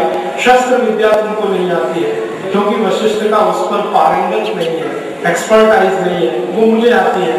वो भी तुमको उतनी ही गंभीरता से सीखनी है जितनी गंभीरता से शास्त्र विद्या सीखी। क्यों? तो विश्वामित्र उनको समझाते हैं कि ज्ञान को संरक्षण रखने के लिए शक्ति की आवश्यकता होती है, राज्य को संरक्षित और सुरक्षित रखने के लिए भी शक्ति की आवश्यकता होती है। तो वो ये कहते हैं कि शक्ति को नकार नहीं सकते। वो कहते हैं अहिंसक होना ठीक है, लेकिन ताकतवर अहिंसक, कमजोर अहिंसक होना तो कोई मजबूरी की बात है। हिंसा अहिंसा का बहुत लंबा संवाद है राम का और विश्वामित्र का। तो राम कहते हैं हम तो अहिंसा वाले हैं, हमको क्या जरूरत है बाण की, धनुष की, गदा की और ये। तो वो कहते हैं कि अहिंसा का पालन तो कोई ताकतवर ही करता है, कोई महावीर ही करता है, साधारण लोग अहिंसा पालन नहीं कर सकते। तब राम जी को ये समझ में आता है, तब वो तैयार होते हैं शस्त्र विद्या के, और फिर शस्त्र विद्या में उतने ही पारंगत होते हैं जितने वो शास्त्र विद्या में। और विश्वामित्र उनको जब चलते हुए कहते हैं, जब वो उनके आश्रम से जा रहे हैं, तो वो कहते हैं कि तुमको अपने जीवन के पूर्वार्ध में शस्त्र विद्या की ही आवश्यकता होगी, और तुम्हारे जीवन का जो उत्तरार्ध है उसमें शास्त्र विद्या की आवश्यकता होगी। इसलिए तुम्हें अभी आवश्यक है शस्त्र विद्या। शास्त्र विद्या का शायद उत्तरार्ध में शायद विश्वामित्र कोई त्रिकालदर्शी होंगे, जिनको उनका आगे का जीवन दिखाई दे रहा है कि कैसा होने जा रहा है, रावण से युद्ध होने वाला है, राक्षसों से युद्ध होने वाले हैं, तो वो कह रहे हैं शस्त्र विद्या पहले आवश्यक है। तो शस्त्र विद्या में पारंगत होके और वन गमन के लिए जाते हैं। तो वशिष्ठ कहते हैं कि अभी मुझे तुम्हारी चिंता नहीं है, क्योंकि जब तुम्हारे मन में इतनी स्पष्टता है तो अब तुमको सेना की जरूरत नहीं है, चाकरों की जरूरत नहीं है, नौकरों की जरूरत नहीं है, संसाधनों की जरूरत नहीं है। तुम जहां जाओगे वहीं ये सब आ जाएंगे। और वो निकल जाते हैं, और जब निकलते हैं तो सबसे ज्यादा समय उनका बीता है 14 वर्ष का भारत के साधारण लोगों के बीच में, जिनको आज की भाषा में, खराब भाषा में हम आदिवासी कहते हैं, और सरकार की तो गाली की भाषा में शेड्यूल्ड ट्राइब्स कहते हैं या शेड्यूल कास्ट है। सरकार तो सीधी गाली ही देती है, शेड्यूल कास्ट और शेड्यूल ट्राइब्स, ये सब गाली है। राम की भाषा में ये कहीं भी नहीं। पूरे रामचरितमानस में, पूरे कंबन रामायण में, वाल्मीकि रामायण में मैंने ऐसा कोई शब्द नहीं देखा आदिवासी शब्द है वनवासी, क्योंकि वनों के बीच में रहते हैं। ये आदिवासी कहां से आ गया हमारे देश में? आदिवासी शब्द के लिए मैं बहुत कोशिश करता रहा जानने की कब से प्रयोग हो रहा है हमारे देश में। राम के जमाने में नहीं है, कृष्ण के जमाने में भी नहीं है। पता चला कि ये शब्द लगभग 200 साल पुराना है, अंग्रेजों ने इसका इस्तेमाल करना शुरू किया। और अगर हम सही मायने में देखें तो हम सभी आदिवासी हैं, जंगल में रहते हो नहीं रहते। आदिवासी वाले निरंतर रहने वाले लोग एक ही स्थान पर, वो सभी आदिवासी हैं। तो हम तो सभी आदिवासी हैं, लेकिन हमारा क्लासिफिकेशन हो गया schedule tribe, schedule caste, backward class, upper backward class, lower class, पता नहीं कितने तरह के स्ट्रेटिफिकेशन, ये सब अंग्रेजों की देन। राम जी जा रहे हैं उन लोगों के बीच में जो वन में रहते हैं, कंदराओं में रहते हैं, और उनको वो वनवासी कह के संबोधित करते हैं। और ये इज्जत का शब्द है, छोटा शब्द नहीं। इसकी एक बार लक्ष्मण के साथ उनकी वार्ता है इस विषय पर, वनवासी शब्द। लक्ष्मण को ये शब्द पसंद नहीं आता। राम कहते हैं ये सब हमारे भाई बांधव हैं, वनवासी हैं, बस इतना ही अंतर है, हम पहलों में रहते हैं, ये वनों में रहते हैं। तो लक्ष्मण कहते हैं कि ये तो कुछ कम अकल वाले दिखाई देते हैं, कम पढ़े लिखे हैं, कम बुद्धि वाले हैं, कम ऐसा वो बोल रहे। राम थोड़ा सुनते हैं, फिर थोड़े नारा करते हैं, कहते हैं अभी तुम सुनो ये क्या है। तभी वो वर्णन करते हैं कि ये वन क्या है। बहुत लंबा वर्णन और बहुत ही अच्छा है। मैं मानता हूं कि भारत के सब छोटे बच्चों को वो पढ़ना चाहिए। वन क्या है उसकी डेफिनेशन वो दे रहे हैं। और वनों में ये जो तरह तरह के पेड़ हैं, पौधे हैं, इनकी परिभाषाएं दे रहे हैं। पेड़ पौधों पर बैठने वाली जो चिड़िया हैं, पक्षी हैं, उनकी परिभाषाएं दे रहे हैं। फिर इसमें छोटे छोटे जो कीट हैं, पतंगे हैं, उनकी परिभाषाएं दे रहे हैं। और वो लक्ष्मण को समझा रहे हैं कि ये सब है, इसलिए तुम हो, तुमसे ये नहीं। अभी एनवायरमेंटल प्रोटेक्शन की इससे बड़ी कोई डेफिनेशन दुनिया में नहीं हो सकती। ये जो सारी दुनिया में आज समस्या पैदा हुई है ना, पर्यावरण संरक्षण, पर्यावरण, मैं मानता हूँ श्री राम जी से ज्यादा पर्यावरण को समझने वाला कोई नहीं। जब वो बात करते हैं कि देखो ये छोटे छोटे जो जीव हैं, कीट हैं, पतंगे हैं, उनकी संख्या बताते हैं, लक्ष्मण को गिनाते हैं और 84 लाख गिनाते हैं। अब हमने कई बार सुना है कि 84 लाख योनियां होती हैं। वो योनियां क्या है? वो तरह तरह के जीव जंतुओं की जातियां, प्रजातियां। तो ये कहते हैं कि इनमें से हर एक का महत्व है। आधा घंटे का रामचंद्र जी का व्याख्यान है लक्ष्मण को चींटियों पर, आधा घंटे का। आधा घंटे को चींटियों के गुण बताए। देखो चींटी क्या होती है, कैसी होती है, क्या करती है। वहां पढ़कर मुझे पता चला, जो बाद में मैंने कंफर्म किया तो सच है, वो ये कहते हैं कि ये अद्भुत जीव है जो कभी सोती नहीं। तो वास्तव में चींटी सोती नहीं। ये अद्भुत जीव है जो अपने लिए कुछ करती नहीं है, जो भी करती है परिवार के लिए करती है, अपने लिए कभी कुछ नहीं करती, वो भी सही है। और ये अद्भुत जीव है जो सबसे ज्यादा संयमी है, क्योंकि जब बहुत क्राइसिस होती है तभी घर से बाहर आती है कुछ लेके जाने के लिए, नहीं तो आती ही नहीं। बचपन में मुझे याद आता है जब बहुत सारी चींटियां घर में निकलती थी और मेरी माता जी कहती थी जा आटा डाल के आओ। तो जैसे ही आटा डाला तो वो गायब हो जाती, मैंने उनकी जरूरत पूरी हुई तो चली जाती। और राम समझा रहे हैं कि प्रकृति में इनका बैलेंस क्या है, और अद्भुत बैलेंस है। फिर लगभग 40-45 मिनट का उनका इससे आगे का एक व्याख्यान है लक्ष्मण के लिए, वो है सफेद चींटी, व्हाइट एंट जिसको कहते हैं। आजकल हम लोग उसे दीमक कहते हैं।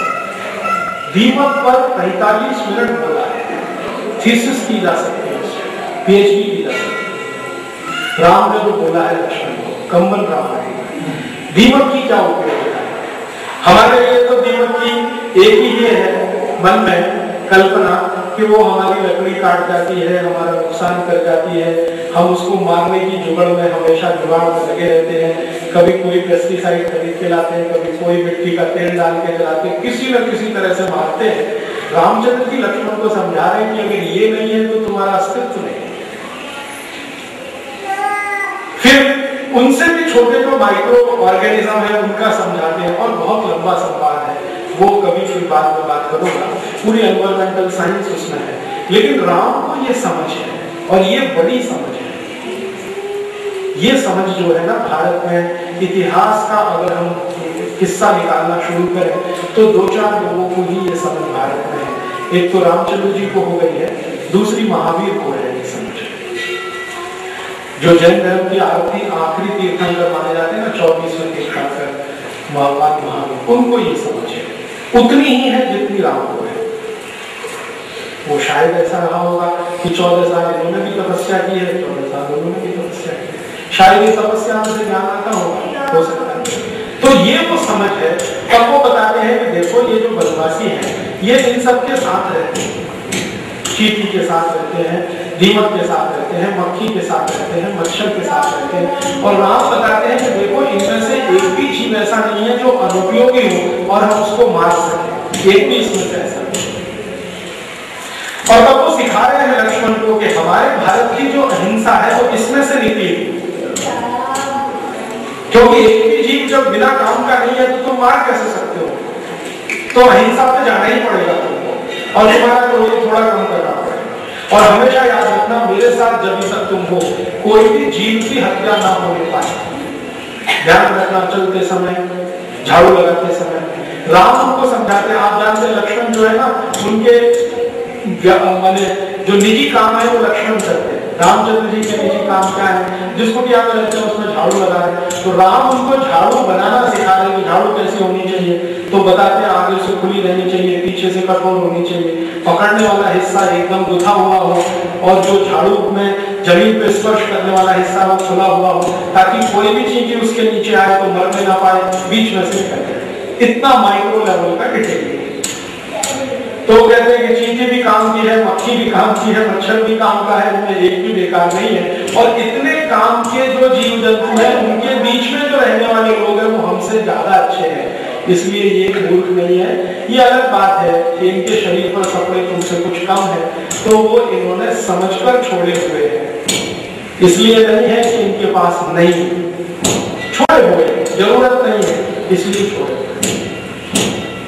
फिर बहुत सारे दूसरे गुण बताते हैं और जातियों के हिसाब से बताते हैं। जैसे भील एक जाति है, भील जाति के लोगों की क्या विशेषताएं हैं, हजारों साल से किस तरह की विशेषताएं हैं। फिर कोल एक जाति है, कोल जाति की विशेषताएं बताते हैं। गोंड एक जाति है, जिसके राज्य को गोंड वाला राज्य बोलते हैं, तो गोंड जाति की विशेषताएं बता रहे हैं। ऐसी अलग अलग जातियां जो वनवासियों के बीच में है उनका विस्तार से वर्णन को करते हैं और सबके गुण, कर्म और स्वभाव समझा है। देखो इन जातियों में ये गुण है, ये इनका कर्म है, ये इनका स्वभाव है, ये इनका गुण है, ये इनका कर्म है, ये इनका स्वभाव है, ये इनका गुण है, ये कर्म है, ये स्वभाव। और वो कहते हैं कि अगर तुम इनके गुण कर्म स्वभाव को समझ पाओ, परख पाओ, तो हमारे साथ इनकी दोस्ती बहुत अच्छी बनेगी और वो बराबर के स्तर की होगी। और अगर तुम इनके गुण कर्म स्वभाव को नहीं समझोगे तो हमारे इनके बीच का जो संबंध होगा वो राजा और प्रजा का होगा, मालिक और गुलाम का होगा, वो हमारे लिए अभिष्ट नहीं। तब लक्ष्मण को थोड़ी समझ आती है और फिर वो कहते हैं कि ये शास्त्र पढ़ो, ये शास्त्र पढ़ो, ये शास्त्र पढ़ो। और लक्ष्मण कहते हैं कि मेरे पास तो शास्त्र नहीं है। तो कहते हैं यहाँ जंगलों में बहुत सारे ऋषि हैं, उनके पास जाकर पढ़ना शुरू करो, कोई अच्छा मिले तो मुझे भी बताना, मैं भी जाकर पढ़ूंगा। इस तरह का होता है। ये समझने की बात है। हमारे भारत में आज ये समझ हम में से तो चली गई है, हमारे राजाओं में से तो बिल्कुल चली गई। राजाओं में मतलब हमारे आज के जो नेता है, जो प्रधानमंत्री बनते हैं, राष्ट्रपति बनते हैं, मुख्यमंत्री बनते हैं, उनमें किसी में ये समझ नहीं है पर्यावरण क्या होता है, आदिवासी क्या होते हैं, वनवासी क्या होते हैं, उनके गुण क्या है, उनके कर्म क्या है, उनके स्वभाव क्या है। हमने तो एक ही शब्द उनके साथ टैग कर दिया है, ये सब पिछड़ा वर्ग है, तो इनका विकास करना है। तो क्या करना है, अपने जैसा मूर्ख बनाना है। विकास करने से ये हम तो मूर्ख है ही, हमारे जैसे मूर्ख ये बने, माने अपना जंगल छोड़कर आ जाए और ये कंक्रीट के जंगल में रहना शुरू कर दें। इनकी 10 मंजिले की बिल्डिंग बना दें, पेड़ के नीचे रहते हैं, शुद्ध हवा खाते हैं, जीव जंतुओं के बीच में रहते हैं, उनके साथ सहचर का नाता रखते हैं, वो सब खत्म करके अपने जैसा बनाने में हम लगे। तो हमारी जो डेवलपमेंट डेफिनेशन है और श्री राम जी की उसमें जमीन आसमान का अंतर है। लक्ष्मण को वो बता रहे हैं, अंत में कहते हैं कि देखो सबसे ज्यादा विकसित ये है, उनसे कम हम यहाँ हैं तो इनके जैसा बनने की कोशिश करने के लिए है, क्योंकि इनके पास बहुत सारे गुण हैं। तो लक्ष्मण कहते हैं इनमें एक गुण नहीं है। जब उनके ये सब समझ में आता है, इनमें एक गुण नहीं है। क्या नहीं है? राम पूछते हैं, इनमें वीरता की कमी है, कहते तुमसे ज्यादा वीर है। और फिर उनका इतिहास बता रहे हैं, वीरों का, गोलों का, गोंडों का, जिन्होंने हजारों साल क्या क्या युद्ध लड़े हैं और अपने को बचा के रखा। तो लक्ष्मण कहते हैं इनमें कोई तो दुर्गुण होगा। तो राम कहते हैं हाँ, इनमें एक ही दुर्गुण मुझे दिखाई देता है कि ये हमेशा किसी अवतार की प्रतीक्षा में है। यही इनका एक दुर्गुण है, बाकी इनमें कोई दुर्गुण नहीं। ये वीर है, साहसी है, स्वाभिमानी है, स्वावलंबी है, समझ बहुत है, प्रकृति की, पर्यावरण की, सब कुछ इनमें है। एक ही दुर्गुण आया है इनमें कुछ सालों में कि ये किसी अवतार की प्रतीक्षा में है कि कोई अवतार आएगा भगवान का भेजा हुआ तो हमारी दशा सुधारेगा या राज्य की दशा सुधारेगा। रामचंद्र जी कहते हैं कि इनके इसी दुर्गुण को समाप्त करने के लिए मैं प्रयास करना चाहता हूँ और इनको ये समझाना चाहता हूँ कि अवतार कोई नहीं आएगा, आएगा तो तुम्हारे बीच से आएगा। तुम अपने को ही अवतारी मानना शुरू करो। तो ये एक बहुत अच्छा संवाद है जिससे मिलता है। फिर आगे बढ़े इस कहानी में, तो जहां भी रामचंद्र जी को किसी दुष्ट को संहार करना है या यज्ञ कर्म में बाधा पैदा करने वाले को संहार करना या अधर्मी को संहार करना है, तो कभी भी अयोध्या से सेना नहीं बुलाई उन्होंने। कितने भी बड़े संघर्षों में, रावण के साथ संघर्ष तो उनका अंतिम संघर्ष है। रावण के पहले छोटे छोटे सैकड़ों संघर्ष उनके हुए हैं, दुष्ट लोगों से, पापियों से, अत्याचारियों से, अधर्मियों से। कभी भी अयोध्या की सेना नहीं बुलाई। तो लड़ा कैसे? उन्हीं लोगों की मदद से जिनके लिए लड़ना।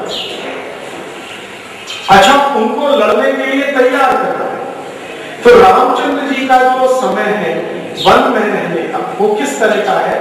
सुबह 4 बजे उठना, 3:45 बजे ब्रह्म मुहूर्त में उठना, उसके बाद अपना जो इष्ट देव को पूजा आदि करना, थोड़ा जो प्राणायाम जो करना, 45-50 मिनट 1 घंटे का समय खत्म करके फिर निकल जाते हैं अपने इन लोगों के बीच में उनको शस्त्र विद्या सिखाने के लिए। भीलों को सिखा रहे हैं, फूलों को सिखा रहे हैं, घोड़ों को सिखा रहे हैं। और ध्यान रखिए, इनमें कोई भी ऐसे लोग नहीं है जो शास्त्रों के द्वारा पंडित घोषित किए गए, जिनको बड़ा शास्त्रीय ज्ञान। साधारण लोग उनको सिखा रहे हैं शस्त्र चलाना, शस्त्रों के साथ अस्त्र चलाना। अस्त्र और शस्त्र का अंतर आप सब जानते हैं। तो अस्त्र शस्त्र चलाना सिखाना और उनका भरपूर उपयोग कैसे कर लेना है, ये वो उनको सिखा रहे हैं। ये नित्य कर्म है उनका, बिना किसी बाधा। रोज सुबह से 4 बजे से लेकर 6-7 बजे के बीच। उसके बाद फिर उनका दूसरा जीवन शुरू होता है। वो अध्ययन तो कर चुके हैं क्योंकि उनके गुरुओं ने, अब वो अध्ययन इनको करवाए जितना उनको है और इनको नहीं है, इस तरह का चलता है। फिर वो दोपहर का भोजन और थोड़ा विश्राम और फिर शाम को वही क्रम और रात हो गया। जब ये तैयार हो गए तब लड़ाई शुरू कर दी। अच्छा, एक दिन लक्ष्मण कहते हैं कि भैया आप तो चाहे अकेले लड़ सकते हैं, सिहार कर सकते हैं, मार भी सकते हैं, हाँ मार भी सकते हैं, क्यों नहीं कर लेते? उनका फिर वही सवाल, मैं जब यहाँ से चला गया तो ये अपनी रक्षा कैसे करेंगे? इसलिए इनको तैयार करके इनसे लड़वाना है। मैं भी साथ में हूँ, ये भी मेरे साथ में। तो ये तो बहुत धीरज का काम है, ये तो जल्दी नहीं होता है, बहुत धीरज लगता है। किसी को ट्रेनिंग देकर तैयार करना, फिर इतना तैयार करना कि युद्ध के लिए तैयार है, तो वो ट्रेनिंग का समय उनका बहुत बड़ा है। प्रशिक्षण उनका जीवन का सबसे बड़ा काम है। और शायद सैकड़ों, हजारों ऐसे ऐसे लोग उन्होंने प्रशिक्षित किए। और जहां प्रशिक्षण देके सेना बना दिया, संगठन बना दिया, जो बहुत महत्व की बात है राम के जीवन से समझने की, कि जिस समाज में समस्या है उस समाज के लोगों को संगठित करके समस्या का समाधान करना है। तो समाज की समस्या समाधान करने के लिए संगठन बना दिया, शस्त्र आ गए, अस्त्र आ गए, ताकतवर हो गए, स्वाभिमानी स्वावलंबी हो गए, छोड़ दिया, कहा अब तुम चलाओ मैं चलता हूं। मैंने इसमें तो समझने की बात है वो ये कि राम चाहे तो वहां राजा बन के रहे और वो तैयार है उनको स्वागत करने, लेकिन सब कुछ करके उन्हीं के बीच में से किसी को राजा बना के उनको सब कुछ सौंप के फिर चल दिए, झोली डंडा उठा के किसी आगे। ये जो उनके जीवन में उनके स्वभाव में दिखाई देता है कि लंका जीतने के बाद खुद राजा नहीं बनते, विभीषण को राजा बना के चले आते हैं, ये उनके जीवन में शुरू से है। रावण का राज्य जीतने के बाद ये आया है ऐसा नहीं है, शुरू से उनके जीवन में ये चल रहा है। जहां भी छोटे छोटे राज्य हैं, जहां भी उन्होंने कोई बड़ी जीत हासिल की है, वहां उस स्थानीय व्यक्ति को राजा बनाया, सौंप दिया, आगे चले गए, फिर किसी को राजा बनाया, सौंप दिया, फिर आगे चले गए, फिर राजा बनाया, फिर सौंप दिया, फिर आगे। दशरथ में ये गुण नहीं है, दशरथ में ये गुण नहीं। दशरथ में क्या गुण है? जिस राज्य को जीत लिया हमेशा के लिए उसको अपने राज्य में मिला के रखना है, और इसको दशरथ चक्रवर्तित्व होने के लिए आवश्यक मानते हैं। राम उससे मतभेद। राम कहते हैं कि चक्रवर्ती वो है जो राज्य बनाए और सौंप के निकल जाए, और ये समझ बहुत देर में भारत के एक राजा को आई है, अशोक, जो बौद्ध धर्म का फिर सबसे बड़ा बताओ मंदिर बना है, वो राम के गुण से ही समझ आई। अब भारतीयता का शायद ये एक दूसरा बड़ा गुण बन गया है, राम ने स्थापित किया है, वही हमारे यहाँ भारतीयता हो गई है, ऐसा मुझे अभी समझ में आने लगा है। उन्होंने एक गुण स्थापित कर दिया ये कि जो लोग हैं समस्या जिनकी है उनको प्रेरित करना, खड़ा करना, समस्या का समाधान कराना, उन्हीं के बीच में से किसी को राजा बनाना, अपने हाथ में कुछ नहीं लेना और निकल जाना। बिल्कुल ऐसे ही जैसे कोई पुराने कपड़े थे छोड़कर निकल गए, नए धारण करिए, इस तरह से चलते चले जाना। शायद योगी वही होते होंगे, मोह जरा भी ना आए, कर्म योगी शायद वही होता होगा। तो कर्म योगी होने की जो आदर्श परिभाषा है वो उन्होंने स्थापित कर दिया। मुझे उनका ये गुण बहुत अद्भुत लगता है। शायद कृष्ण में यही गुण राम से आया, जो अपने हाथ से कुछ नहीं करते हैं और राज्य स्थापित करके दूसरों को दे देते हैं। और फिर कृष्ण भी ये कहते हैं अपने जीवन के अंतिम दिनों में कि भारतीयता यही है,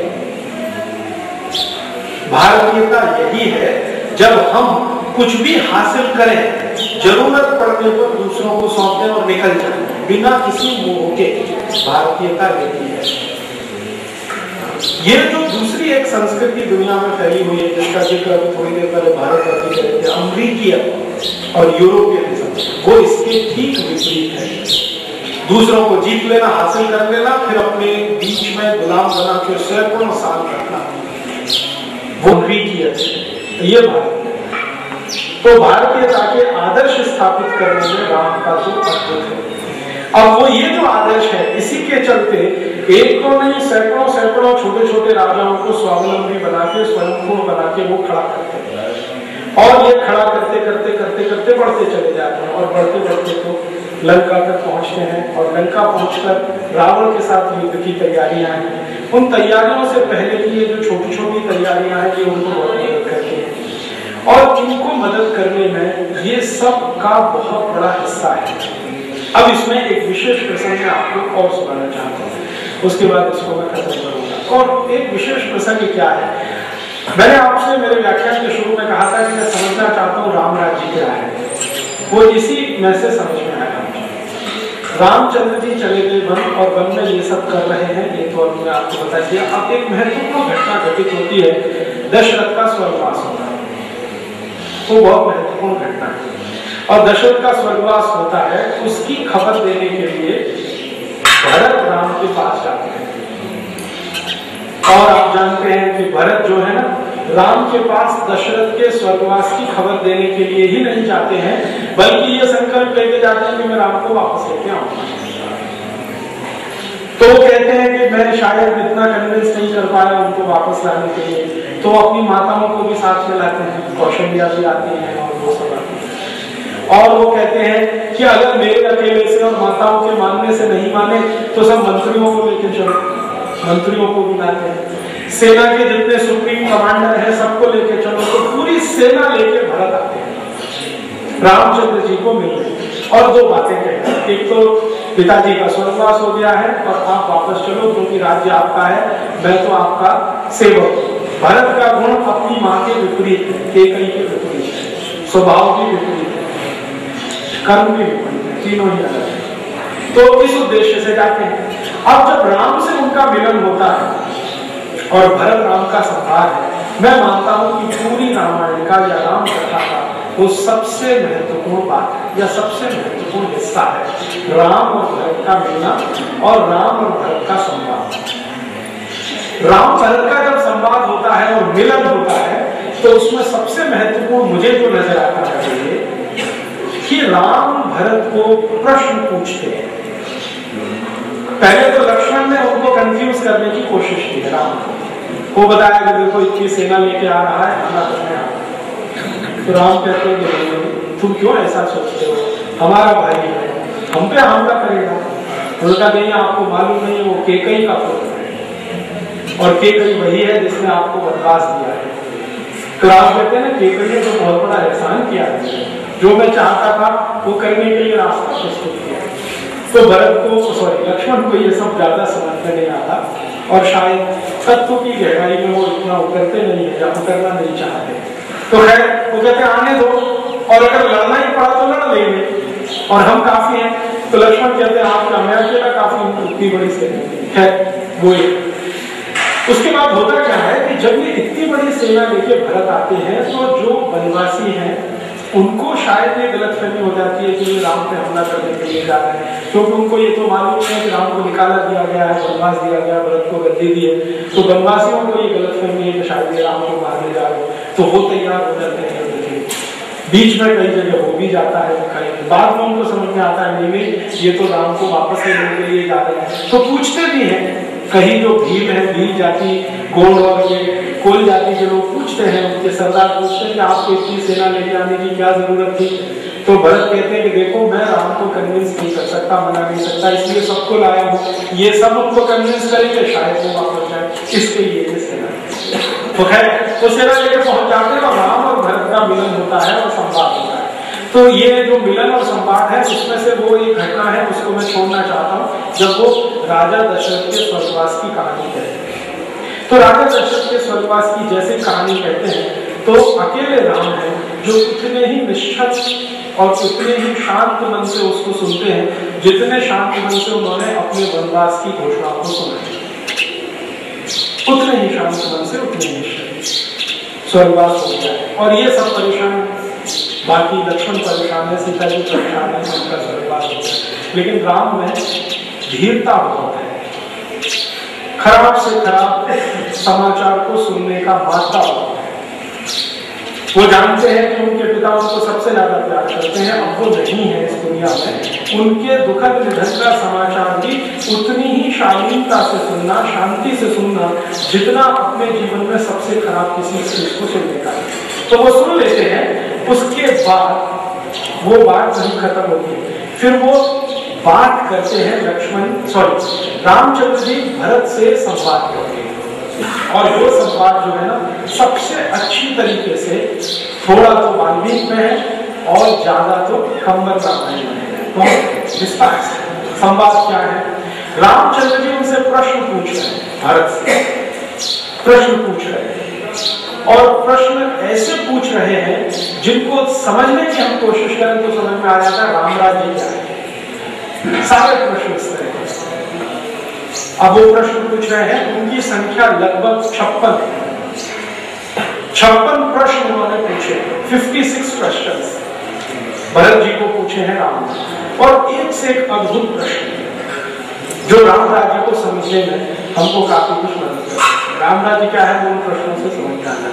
सबसे पहला प्रश्न पूछते हैं भरत, क्या तुम अपने गुरुओं का वैसे ही आदर करते हो जैसे मैं करता था?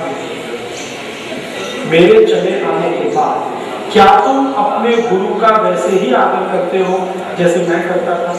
गुरु कौन? वशिष्ठ। और वशिष्ठ के समकक्ष बहुत।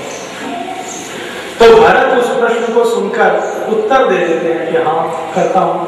राम फिर पूछते हैं क्या उतना ही कितना मैं? तो भरत पूछते आप इसको इतना जोर क्यों दे रहे और गुरु को ही क्यों कह रहे, और किसी का क्यों नहीं कहते? माँ का क्यों नहीं पूछते? माँ का आदर करते हो कि नहीं, पिता का करते हो कि नहीं, भाइयों का करते हो कि नहीं, या हमारे मंत्रियों का करते हो कि नहीं, अधिकारियों का करते हो कि नहीं, वगैरह वगैरह वगैरह वगैरह। तो राम उत्तर देते हैं, वो कहते हैं कि देखो गुरु और बाकी जितने भी तुमने नाम लिए संबंधों में ये सब एक दूसरे से बहुत अच्छे दिखते हैं, सुंदर लगते हैं, शब्द अच्छे हैं, लेकिन तुलना नहीं है। गुरु बिल्कुल अलग है और ये बिल्कुल अलग है। क्या अंतर है? भरत समझना चाहते हैं। तो कहते हैं कि देखो यही एक ऐसा व्यक्ति है गुरु जो बिना ईर्ष्या और द्वेष के सलाह देता है, बिना राग और द्वेष के सलाह देता है, बिना स्वार्थ के सलाह देता है। यही एक है गुरु जो कभी स्वार्थी नहीं होता, ईर्ष्यालु नहीं होता, राग द्वेष में नहीं पड़ता, किसी कामना के वशीभूत होकर नहीं कहता। यही है। इसलिए इसकी वेलबींग माने इसके बारे में सबसे अच्छे होने की मेरे मन में जो है वो मैं सुनना चाहता हूँ। उनका हाँ मैं वैसा ही करता हूँ, गुरुओं को बहुत सम्मान देता हूँ। तो मैं मानता हूँ राम राज्य माने क्या? जहाँ गुरुओं को सबसे अधिक आदर और सम्मान मिले, क्योंकि वो हमारे प्रति ना कोई राग, ना कोई द्वेष, ना कोई इच्छा, ना कोई अपेक्षा, बिना इसके हमको सलाह दे रहे हैं ऐसा करो, ऐसा मत करो, ऐसा करो, ऐसा मत करो, ऐसा। तो वो कहते हैं हाँ ऐसा होता है। तो राम थोड़े संतुष्ट होते हैं, हाँ ठीक है, इसका माने राज्य तुम्हारा कुछ ठीक दिशा में है। दूसरा प्रश्न 56 प्रश्न। दूसरा प्रश्न, क्या तुम्हारे राज्य में जनता धन धान्य से भरपूर है? लोगों को किसी तरह का कोई भौतिक, दैविक और दैहिक दुख तो नहीं है? माने गरीबी तो नहीं है, बेरोजगारी तो नहीं है, भूखमरी तो नहीं है, अकाल तो नहीं पड़ रहा है, अतिवृष्टि तो नहीं हो रही है, अनावृष्टि तो नहीं हो रही है। ये सारे प्रश्न एक साथ वो पूछते हैं। क्या तुम्हारे राज्य में ऐसा है? क्या तुम इसके लिए कुछ करते हो? तो भरत कहते हैं कि आपकी कृपा से, ईश्वर की कृपा से, आपके आशीर्वाद से हमारे राज्य में अभी कोई भूखा नहीं है, कोई गरीब नहीं है, कोई बेरोजगार नहीं है।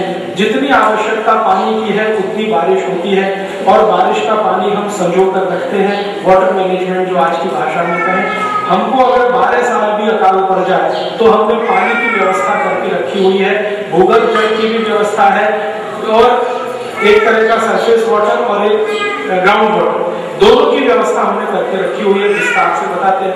राम थोड़े और ज्यादा आश्वस्त होते हैं, कहते हैं हाँ तुम्हारा कार्य ठीक। तीसरा प्रश्न करते हैं कि क्या तुम्हारे सारे मंत्री और अधिकारी नॉन करप्ट हैं, अभ्रष्ट हैं, भ्रष्टाचारी नहीं है? तुम ये कह सकते हो?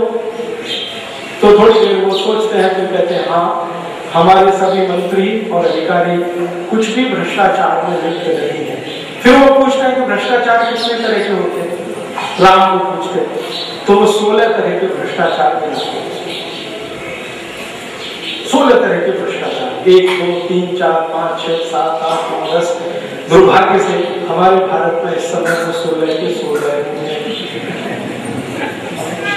राम पूछ रहे हैं तुम्हारे मंत्री, तुम्हारे अधिकारी इस तरह के भ्रष्टाचार से मुक्त हैं? तो दशरथ कहते हैं हाँ मुक्त हैं। तो थोड़े और आश्वस्त होते हैं। चौथा प्रश्न पूछते हैं क्या तुम्हारा रेवेन्यू कलेक्शन, आप ध्यान देना इस बात, रेवेन्यू कलेक्शन माने टैक्स कलेक्शन, क्या तुम्हारा कर संग्रह खर्चे से ज्यादा है?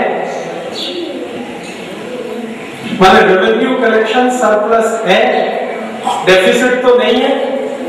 तो भरत कहते हैं हाँ रेवेन्यू कलेक्शन सरप्लस है।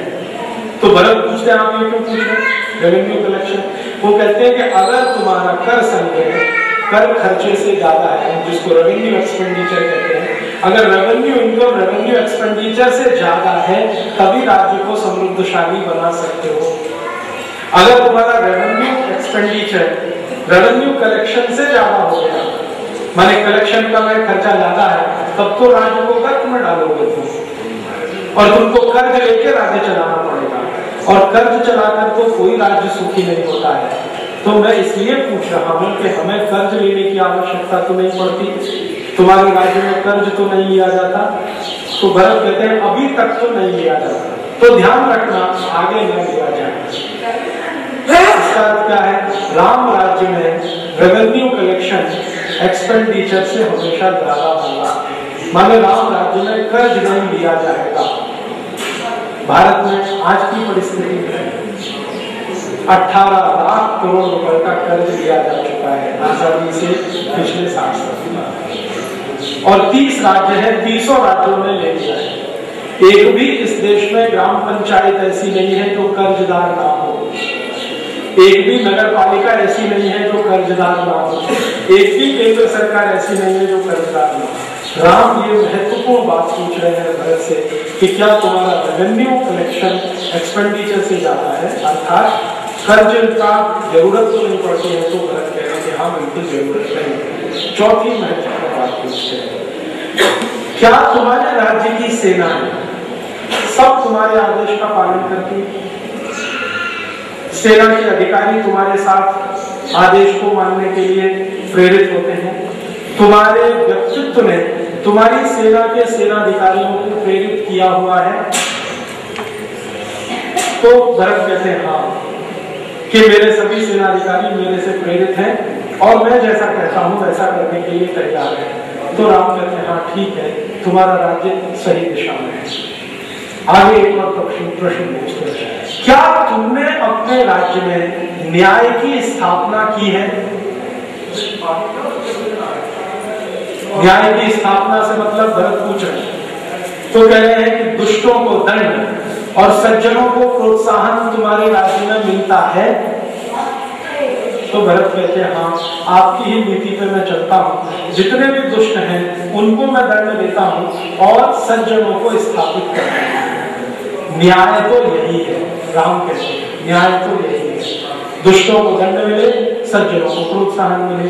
लेकिन राम फिर उसमें एक सब्सिडियरी क्वेश्चन कर रहे हैं कि क्या तुम्हारे राज्य में दुष्टों को खुलेआम दंड दिया जाता है या नहीं? लेकिन मानवीयता से, तो लेकिन और दंड तो खुलेआम मिलना चाहिए लेकिन मानवीयता से। ऐसा करते हो जैसे चोर है, उसने चोरी किया, उसको दंड लोगों के सामने मिलता है। कोई ठग है, ठगी किया, उसका दंड लोगों के सामने होता है। कोई बलात्कारी है, उसने बलात्कार किया, लोगों के सामने उसको दंड दिया जाता है लेकिन मानवीयता से। ऐसा तुम करते हो? तो भरत कहते हैं हाँ करता हूं। अर्थात राम राज्य में दुष्टों को दंड लोगों के सामने होना। क्यों होना? ताकि दूसरे लोग दुष्टता करने से बचें। ये राम राज्य की नीति है। अभी जो होता है दंड किसी जेल की कोठरी में होता है, कोई देख भी नहीं सकता। ये अंग्रेजों की व्यवस्था। राम की व्यवस्था में दुष्टों को दंड खुले में होना चाहिए लेकिन मानवीयता माने उसके मनुष्य होने का ध्यान रखते हुए उसको दंड दो, लेकिन खुले आम सरे आम। हम बहुत बुराई करें अरब देशों की, लेकिन अरब देशों में ये राम राज्य की नीति है, वहां दुष्टों को दंड खुले आम मिलता है। कोई भी अरब देश में जाइए, बहरीन, कुवैत, ओमान, संयुक्त अरब अमीरात, वहां अगर किसी ने चोरी की है तो भरे चौराहे पर हाथ काटते हैं। बलात्कार किया है तो भरे चौराहे पर पत्थर मार के हत्या करते हैं। अगर चोरी की है, बलात्कार किया, कोई बड़ा गुनाह किया है, भीड़ भरे लोगों के सामने ये वो करते हैं। राम राज्य का पालन शायद कुछ अंशों में वो करते हैं, हम तो नहीं करते। हमारे यहाँ तो होता है मुकदमा भी बंद कमरों में चलता है, दंड भी बंद कमरों में दिया जाता है, काल कोठरी का दंड।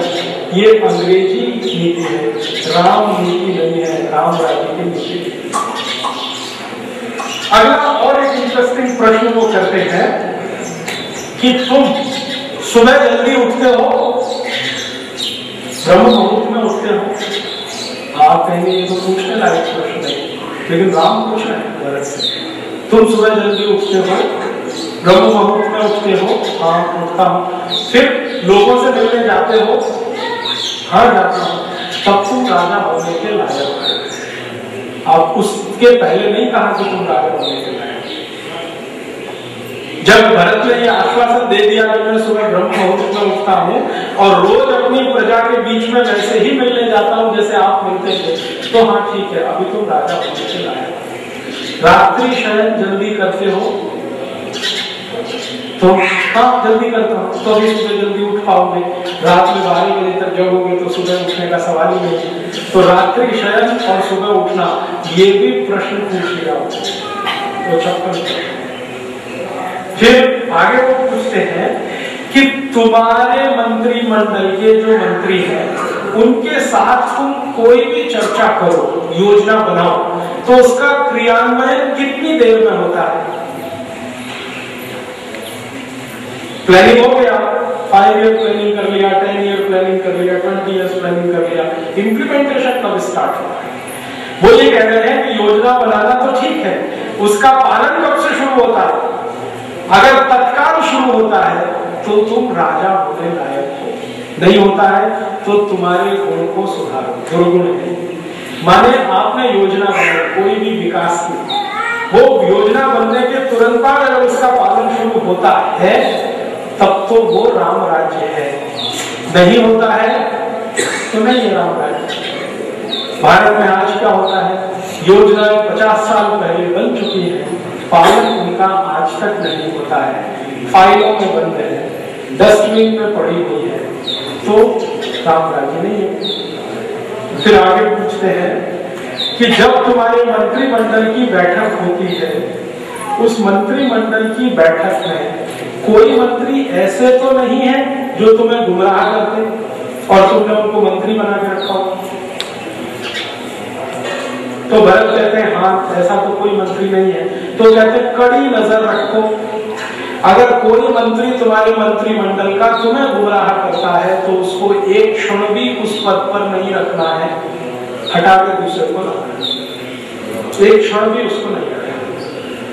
ये उनकी सीख है राम की को, भरत को, और वो कहते हैं कि ये बहुत आवश्यक है। गुमराह करने वाले मंत्री अगर तुम्हारे बीच में है तो तुमको गलत रास्ते लेके जाएंगे। अब भरत उनसे एक सवाल पूछते हैं कि कैसे पता करूं कि वो गुमराह कर रहे हैं या नहीं? तो राम उसका बहुत सुंदर जवाब देते हैं, अपने गुरु से पूछा। अगर गुरु कहे कि ये ठीक है तो गुमराह नहीं किया, और गुरु कहे गलत है तो तुमको गुमराह किया गया। गुरु ही है जो निस्वार्थ भाव से तुमको सलाह देगा, इसलिए गुरु का आदर सबसे आवश्यक है। फिर राम आगे उनसे एक पूछते हैं कि तुम कोई भी योजना बनाते समय अपने विचार, अपने मंत्रिमंडल के विचार, इनको प्रमुखता देते हो या लोगों के विचारों की प्रमुखता? तुमको लगता है ये योजना बहुत अच्छी है और लोग कहते हैं ये बिल्कुल अच्छी नहीं है, तो क्या करते हो? लोगों के विचार के साथ जाते हो या तुम अपने विचारों के साथ रहते हो? तो भरत कहते हैं मैं तो लोगों के विचार के साथ जाता हूं। तो कहते हैं कि फिर तुम ठीक रास्ते पर हो। डेमोक्रेसी तो यही है। सरकार कहती है कि विदेशी कंपनियों को आना चाहिए राजस्थान में, हर मंडी में उनको छूट होनी चाहिए। किसान कहते हैं जी नहीं होनी चाहिए। सरकार अपने पे अड़ी हुई है कि हम ये करके ही मानेंगे, और रामचंद्र जी का नाम लेते रहते हैं।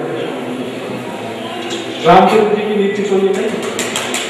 राम की नीति है लोगों के विचार को प्रमुखता, अपने विचार को दूसरा, पहला विचार लोगों का। लोग क्या मानते हैं? लोग कहते हैं कि ठीक है तो करो, नहीं मानते तो।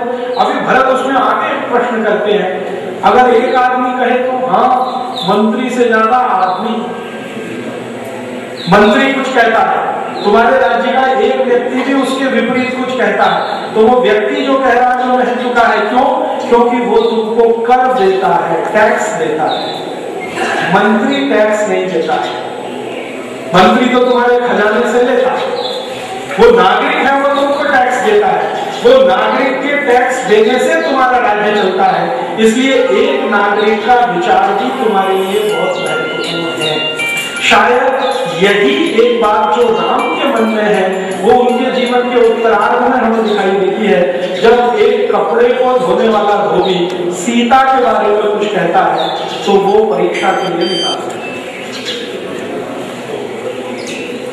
राम के ऊपर लांछन लगाने वाले कुछ लोग कहते हैं कि वो स्त्रियों के विरोधी थे क्योंकि सीता को घर से निकाल दिया।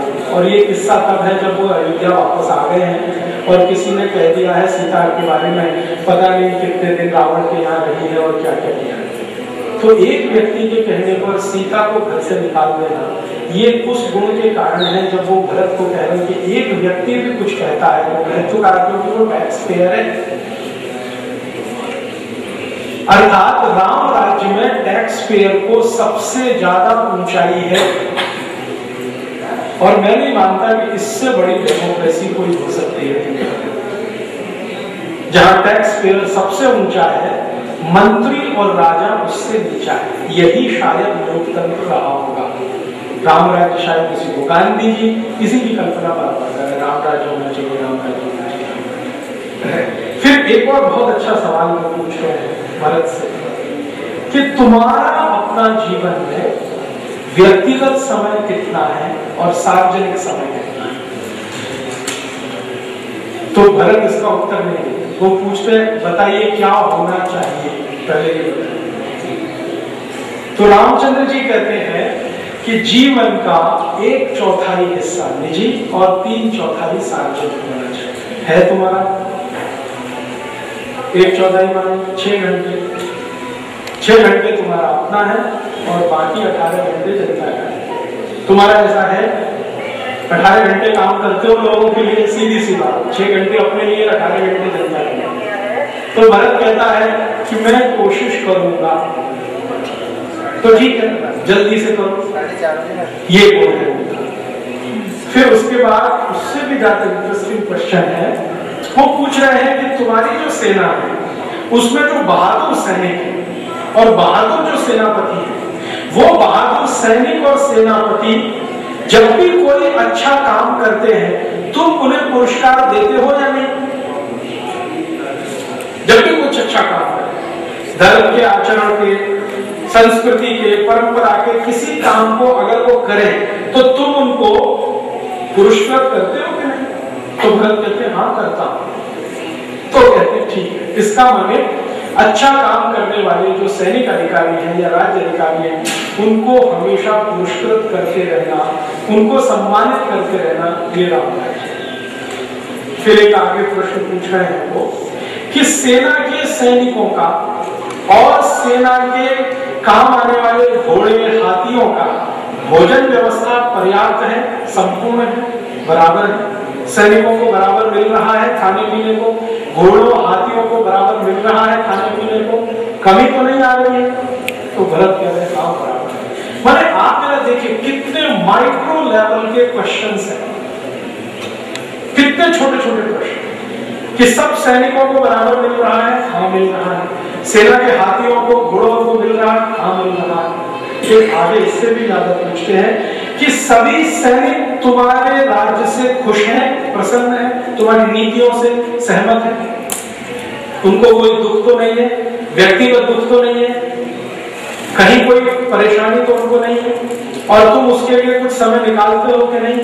तो भरत कहते हैं हाँ मैं कोशिश कर रहा हूं। तो वो कहते हैं कि अगर सैनिक तुम्हारे खुश हैं और सेना तुम्हारे ऊपर श्रद्धा रखती है तो कोई दुश्मन तुम्हें पराजित नहीं कर सकता। इसलिए उनकी वेलबींग होना बहुत आवश्यक। आगे एक और प्रश्न पूछते हैं कि जब तुम मीटिंग करते हो तुम्हारी कैबिनेट की, कैबिनेट शब्द मैंने जोड़ दिया, उसमें तो मंत्री परिषद है, मंत्री परिषद की जब तुम मीटिंग करते हो तो उसमें कोई ऐसा फैसला जो गुप्त रखने योग्य है तो लीक तो नहीं होता। अगर लीक होता है तो तुमको मंत्री परिषद बदलनी पड़ेगी, और लीक नहीं होता तो ठीक है। कोई भी बात जो तुम्हें लगती है सीक्रेट है वो सीक्रेट रहती है या तुरंत बाहर आ जाती है, वो कहते हैं हाँ रहती है। अभी क्या होता है कैबिनेट की मीटिंग में कोई भी फैसला हो अखबार वालों को पट से एक of the the record briefing करते हैं सभी मिनिस्टर्स, नाम नहीं बताएंगे, ऑफ द रिकॉर्ड ब्रीफिंग करेंगे तो पता चलता है। भरत को पूछ रहे हैं कि क्या तुम्हारे यहाँ सीक्रेसी मेंटेन होती है? भरत कहते हैं हाँ होती है। फिर आगे पूछ रहे हैं लोगों की सुरक्षा का क्या है, लोग सुरक्षित हैं तुम्हारे राज्य में दुश्मन से, आंतरिक दुश्मनों से, बाहरी हमले से? तो भरत कहते हैं हाँ सुरक्षित है। फिर पूछते हैं तुम्हारे राज्य में अगर कोई नया व्यक्ति बाहर से आता है तो उस पर तुम्हें नजर रहती है कि नहीं? कोई भी बाहर से आया, व्यापार करने आया है, ज्ञान देने आया है, सेवा करने आया है, लेकिन उस पर तुम्हारी नजर है कि नहीं? तुमको मालूम है कि नहीं कौन व्यक्ति तुम्हारे राज्य में आ गया?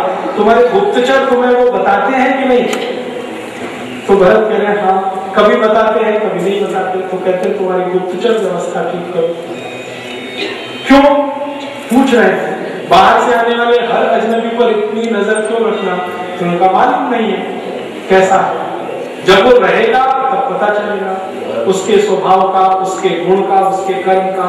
अभी तो आया है, तुरंत पता नहीं चलेगा।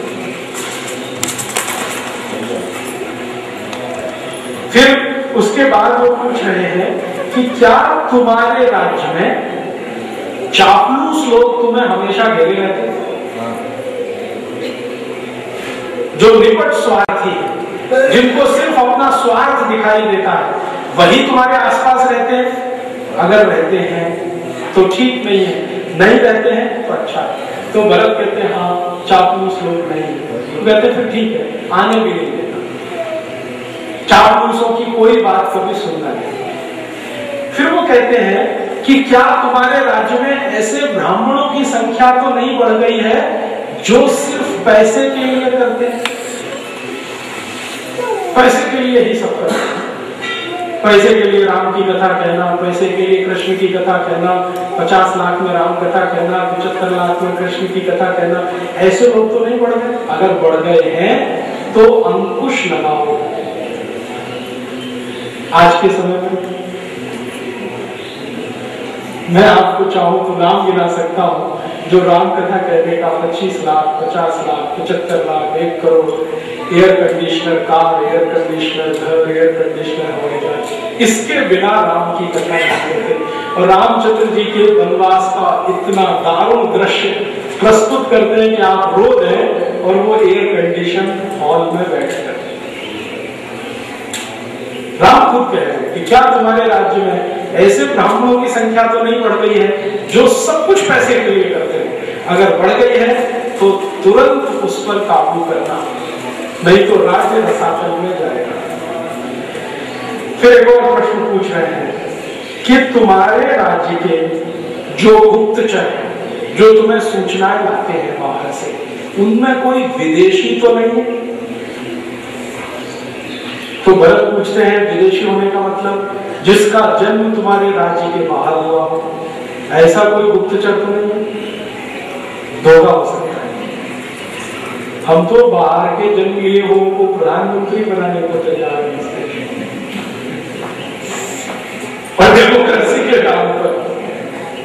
रामचंद्र जी कह रहे हैं कि बाहर के राज्य में जन्म लिया हुआ व्यक्ति दूत बनने के लायक भी नहीं है। प्रधानमंत्री बनना तो बहुत दूर की बात है, राष्ट्रपति होना तो उससे भी आगे की बात है।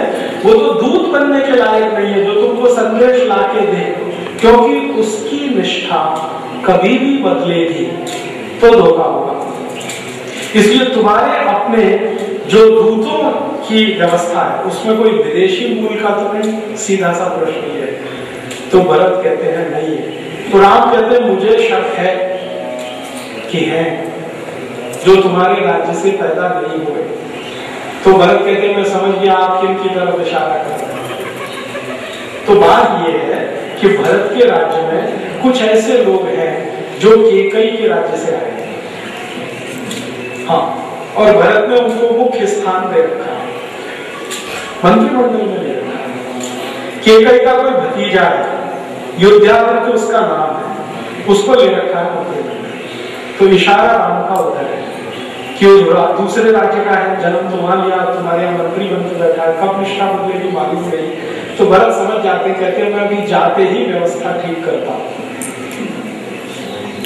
मैंने राम का इंस्ट्रक्शन बिल्कुल क्लियर है कि दूसरे राज्य में पैदा हुआ व्यक्ति तुम्हारा अतिथि बनकर रहे तो ठीक है, तुम्हारे मंत्रिमंडल में नहीं आना चाहिए, तुम्हारे दूत के रूप में नहीं आना चाहिए, मैसेंजर के रूप में नहीं आना चाहिए।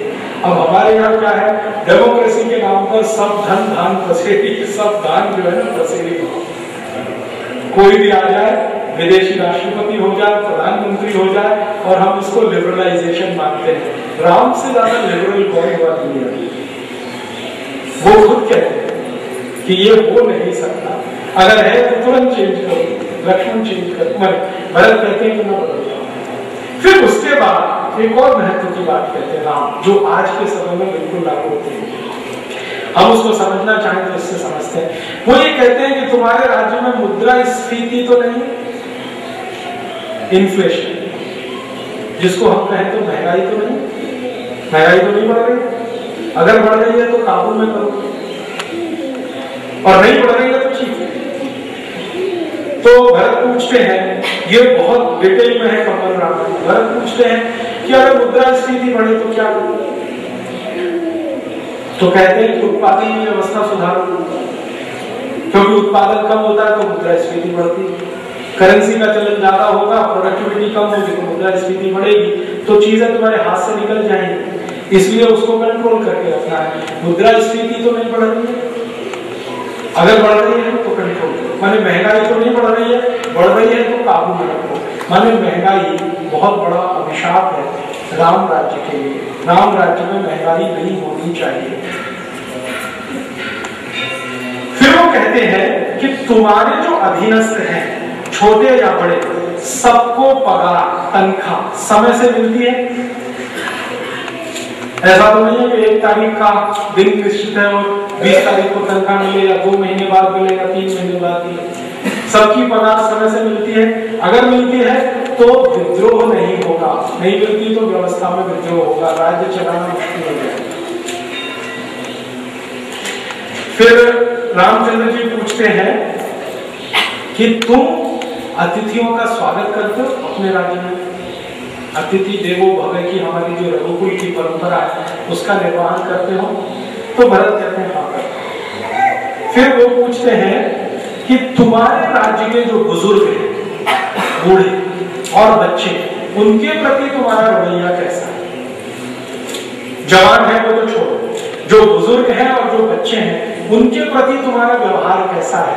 उनको अतिरिक्त स्नेह की, प्रेम की, करुणा की जरूरत है, क्या मिलता है?